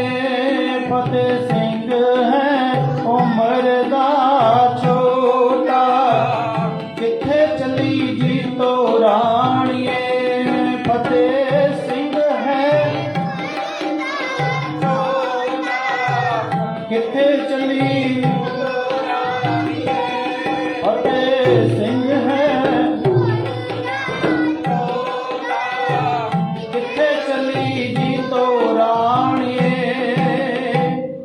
ਦਾਦੀ ਮਾਂ ਕਹਿੰਦੀ ਹੈ, ਐ ਧੀਏ ਨੂੰ ਹੈ ਤੂੰ ਆ ਨਿੱਕੇ ਜੇ ਪੁੱਤਰ ਨੂੰ ਛੱਡ ਕੇ ਕਿੱਥੇ ਚੱਲੀ ਏ, ਇਹਦੀ ਤੇ ਉਮਰ ਹੀ ਬੜੀ ਛੋਟੀ ਹੈ ਜੀ। ਕਹਿੰਦੇ ਉਦੋਂ ਫਿਰ ਦਾਦੀ ਮਾਂ ਦੀ ਗੋਦ ਵਿੱਚ ਪਾ ਕੇ ਮਾਤਾ ਜੀਤ ਕੌਰ ਜੀ ਬਸਤਰ ਕੱਪੜਾ ਚਿੱਟਾ ਉੱਪਰ ਲੈ ਕੇ ਪੈ ਜਾਂਦੀ ਹੈ ਤੇ ਆਪਣੇ ਸਵਾਸ ਤੇ ਆ ਜਾਂਦੀ ਹੈ। ਉਸ ਦਿਨ ਤੋਂ ਬਾਬਾ ਫਤਿਹ ਸਿੰਘ ਨੂੰ, ਉਹ ਵੀ ਨਿੱਕਾ ਹੈ ਤੇ ਬਾਬਾ ਜੋਰਾਵਰ ਸਿੰਘ ਵੀ ਛੋਟਾ ਹੈ, ਇਹ ਦੋਹਾਂ ਨੂੰ ਜ਼ਿਆਦਾ ਪਿਆਰ ਮਾਤਾ ਗੁਜਰ ਕੌਰ ਨੇ ਦਿੱਤਾ। ਇਸ ਕਰਕੇ ਇਤਿਹਾਸ ਵਿੱਚ ਜਦੋਂ ਜ਼ਿਕਰ ਆਉਂਦਾ ਨਾ ਮਾਤਾ ਜੀਤ ਕੌਰ ਦਾ ਤੇ ਸਾਧ ਸੰਗਤ ਜੀ ਮਾਤਾ ਗੁਜਰ ਕੌਰ ਦਾ, ਤੇ ਉਦੋਂ ਇਹ ਕਿਹਾ ਜਾਂਦਾ ਵੀ ਇਹ ਮਾਂ ਦੇ ਪਾਲਕ ਪੋਤਰੇ ਆ, ਭਾਵ ਇਹ ਦਾਦੀ ਮਾਂ ਦੇ ਪਾਲੇ ਹੋਏ ਆ, ਇਹ ਪਾਲਕ ਪੋਤਰੇ ਆ। ਔਰ ਸਾਰਾ ਇਤਿਹਾਸ ਆਪਾਂ ਪੜ੍ਹਦੇ ਆ ਸਾਧ ਸੰਗਤ ਜੀਓ, ਤੇ ਸਾਰੇ ਇਤਿਹਾਸ ਦੇ ਵਿੱਚ ਇਹੋ ਹੀ ਆਉਂਦਾ ਵੀ ਇੱਕ ਦਿਨ ਵੀ ਉਹਨਾਂ ਕੱਲਿਆਂ ਨੇ ਇੱਕ ਦਿਨ ਹੀ ਗੁਜ਼ਾਰੀ। ਜਦੋਂ ਇਹ ਸੌਂਦੇ ਹੈ ਤਾਂ ਵੀ ਦਾਦੀ ਮਾਂ ਦੇ ਨਾਲ, ਜੇ ਖਾਣਾ ਤਾਂ ਵੀ ਦਾਦੀ ਮਾਂ ਦੇ ਨਾਲ। ਭਾਵ ਕੀ ਹੈ ਕਿ ਉਹਨਾਂ ਨੇ ਸਾਰਾ ਆਪਣਾ ਜਿੰਨਾ ਸਮਾਂ ਸੀ ਦਾਦੀ ਮਾਂ ਦੇ ਨਾਲ ਹੀ ਰਿਹਾ, ਇਸ ਕਰਕੇ ਉਹਨਾਂ ਦਾ ਪਿਆਰ ਬਹੁਤ ਜ਼ਿਆਦਾ ਸੀ। ਜਦੋਂ ਕਿਲਾ ਵੀ ਛੱਡਿਆ ਨਾ, ਇਸੇ ਕਰਕੇ ਉਦੋਂ ਜਿਹੜੇ ਸਾਧ ਸੰਗਤ ਜੀ ਉਹ ਬਾਕੀ ਸਿੰਘ ਨੇ ਸਾਰੇ ਅੱਡੋ ਅੱਡ ਨੇ, ਪਰ ਜਦੋਂ ਸਾਹਿਬਜ਼ਾਦੇ ਨਿੱਕੇ ਨਿਕਲਦੇ ਆ ਉਦੋਂ ਇੱਕ ਘੋੜੇ ਦੇ ਉੱਪਰ ਸਾਰਿਆਂ ਨੂੰ ਬਿਠਾਇਆ ਜਾਂਦਾ। ਦਾਦੀ ਮਾਂ ਬੈਠੀ ਹੋਈ ਹੈ, ਉਹਦੇ ਮੂਹਰੇ ਬਾਬਾ ਫਤਿਹ ਸਿੰਘ ਬਿਠਾਇਆ ਹੋਇਆ, ਮਗਰ ਬਾਬਾ ਜੋਰਾਵਰ ਸਿੰਘ ਬੈਠਾ, ਤਿੰਨੇ ਜਾਣੇ ਇੱਕੋ ਘੋੜੇ ਤੇ ਨਿਕਲਦੇ ਆ। ਕਿਉਂਕਿ ਇੰਨੇ ਜ਼ਿਆਦਾ ਕਹਦੀ ਵੀ ਅਟੈਚ ਦਾਦੀ ਮਾਂ ਨਾਲੇ ਛੋਟੇ ਪੋਤਰੇ ਸੀ, ਇਸ ਲਈ ਇਹਨਾਂ ਨੂੰ ਪਾਲਕ ਪੁੱਤਰੇ ਕਿਹਾ ਜਾਂਦਾ ਹੈ। ਸੋ ਸਾਧ ਸੰਗਤ ਜੀਓ, ਕੱਲ੍ਹ ਦਾ ਦੀਵਾਨ ਆਪਣੇ ਕੋਲੇ ਹੋਰ ਬਾਕੀ ਹੈ ਇੱਕ, ਕਿ ਤੀਸਰੀ ਪੇਸ਼ੀ ਤੇ ਕਿਵੇਂ ਉਹਨਾਂ ਨੂੰ ਸ਼ਹੀਦ ਕੀਤਾ ਜਾਂਦਾ ਹੈ, ਉਸ ਦਿਨ ਕੀ ਕੀ ਉੱਥੇ ਭਾਣੇ ਵਾਪਰਦੇ ਨੇ, ਉਹ ਆਪਾਂ ਕੱਲ੍ਹ ਦੇ ਦੀਵਾਨ ਦੇ ਵਿੱਚ ਸਰਵਣ ਕਰਨਾ ਹੈ। ਸੋ ਅੱਜ ਪਰਿਵਾਰ ਵੱਲੋਂ ਇੱਕ ਹੁਕਮ ਸੀ ਵੀ ਆਪਾਂ ਚੌਪਈ ਸਾਹਿਬ ਦਾ ਪਾਠ ਕਰਨਾ ਹੈ। ਸਾਰੀ ਸੰਗਤ ਮਿਲ ਕੇ ਆਪਾਂ ਚੌਪਈ ਸਾਹਿਬ ਦੇ ਪਾਠ ਦੁਆਰਾ ਹਾਜ਼ਰੀ ਲਵਾਈਏ। ਉਹਦੇ ਤੋਂ ਬਾਅਦ ਆਨੰਦ ਸਾਹਿਬ ਜੀ ਦੀਆਂ 6 ਪੌੜੀਆਂ ਦਾ ਜਾਪ ਅਰਦਾਸ ਵਿੱਚ ਜੁੜਨਾ। ਇਸੇ ਤਰ੍ਹਾਂ ਹੀ ਰਹਿੰਦੇ ਦੀਵਾਨ ਦੇ ਵਿੱਚ ਸੰਗਤਾਂ ਨੇ ਆ ਕੇ ਹਾਜ਼ਰੀ ਭਰਨੀ, ਅਤੇ ਆਪਾਂ ਸਾਧ ਸੰਗਤ ਜੀ ਜੋ ਗੁਰੂ ਸਾਹਿਬ ਦੇ ਬੱਚੇ ਪਰਿਵਾਰ ਸ਼ਹੀਦ ਸਿੰਘ, ਉਹਨਾਂ ਨੂੰ ਇੱਕ ਸ਼ਰਧਾਂਜਲੀ ਇਹ ਗੁਰਬਾਣੀ ਦੁਆਰਾ ਹੀ ਆਪਾਂ ਭੇਟ ਕਰਨੀ ਹੈ। ਸੋ ਇਸੇ ਤਰ੍ਹਾਂ ਹੀ ਹਾਜ਼ਰੀਆਂ ਭਰਨੀਆਂ। ਸੋ ਆਓ ਸਾਰੇ ਮਿਲ ਕੇ ਚੌਪਈ ਸਾਹਿਬ ਦੇ ਪਾਠ ਦੁਆਰਾ ਇੱਕ ਹਾਜ਼ਰੀ ਲਵਾਈਏ। ਇੱਕ ਓੰਕਾਰ ਸਤਿਗੁਰ ਪ੍ਰਸਾਦ ਕਵਿਓ ਬਾਚ ਬੇਨਤੀ ਚੌਪਈ। हमरी करो हाथ दे रक्षा, पूरन होए चित की, तब चरणन मन रहे हमारा अपना। हमरे दुष्ट सबे तुम काबू, आप हाथ दे सुखी बसे मोरो परवारा। सेवक सिख सबे मूर्छा निज कर दे करिए, सब बैरन को पूरन हुए हमारी आशा। तोर भजन की तुम्हें छाड़ कोई अवर न त्याऊं, जो बर चाहूं सो सेवक सिख हमारे तारे।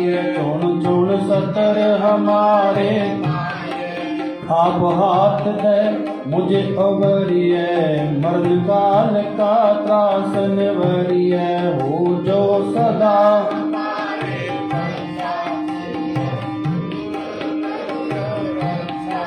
राख ले हो मोहे राखण हारे, साहिब संत सहाय प्यारे।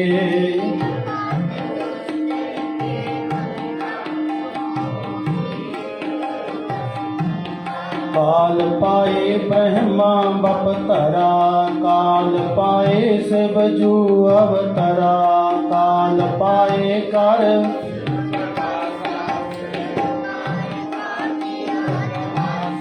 जवन काल जोगी शिव कियो, वेदराज ब्रह्मा जूठियो, जवन काल सब लोक सवारा, जवन काल सब जगत बनायो, देव दैत जछन आद अंत एक अवतारा। नमस्कार तिस ही को हमारी, सकल प्रजा जिन सेवकन को सब गुण सुख दियो, सतरन कट कट के अंतर की जानत, भले बुरे की चिंतित कुंचर स्थूला, सब पर संतन दुख पाए के दुखी, सुख पाए एक एक की पीर पहचानै, कट कट के जब युद्ध करत करा कर तारा, प्रजा तारत तब जब आकर्त करत हो कबहू तुम में, जीते बदन श्रेष्ठ सब तारे, आप अपनी बुझ तुम सब ही ते रहत नरालम, जानत भेद निरंकार निर्विकार निरलंब, आद अनिल ताका मूड पचारत पेता, जाको पेवना ताको कर पाहन अनुमानत, महामूड कछ महादेव को कहत सदा शिव, निरंकार का आप अपनी बुद्ध है जेती, वर्णत भिन्न भिन्न तुमरा लखा न जाए पसारा, कह वेद सजा एक रूप अनूप स्वरूपा, रंग पयो राव गही अंडज जेरज से तज कीनी, उक्त पुज खान बहर कहूँ फूल राजा है बैठा, कहूँ सिमट पे शंकर, कहूँ शिष्ट सगरी शिष्ट दिखाए अचंपब, आद जुगाद स्वरूप सुजंपब, अब रक्षा मेरी तब दुष्ट जिते उठ पत उत्पाता, सकल मलेश करो रण काता, जी अस तुझ तप सरनी परे, तिनके दुष्ट पुरख जबन पग परे तिहारी, तिनके तुम संकट सब जो कल को एक बार ते आए हैं, ताके काल निकट में रक्षा हुए ताहे सब काला, दुष्ट अरिष्ट करे अरिष्ट तन जाहि निहार हो, ताके ताप तन तुम रिद्ध सिद्ध कर्मो सब होई, दुष्ट सास वै सके न एक बार जिन तुम्हें संभारा, काल फास्ते ताहे जिन नर नाम तिहारो कहा दारिद दुष्ट दोख ते हरद कीत में शरण तिहारी आप हाथ दले हो हवारी सर्प ठौर मोर दुष्ट दोख ते हरद कीत में शरण तिहारी आप हाथ दे लिहो हवारी सर्प ठौर मोह हो सहाई दुष्ट दुख ते लेहो बचाई। रामकली महला तीजा। आनंद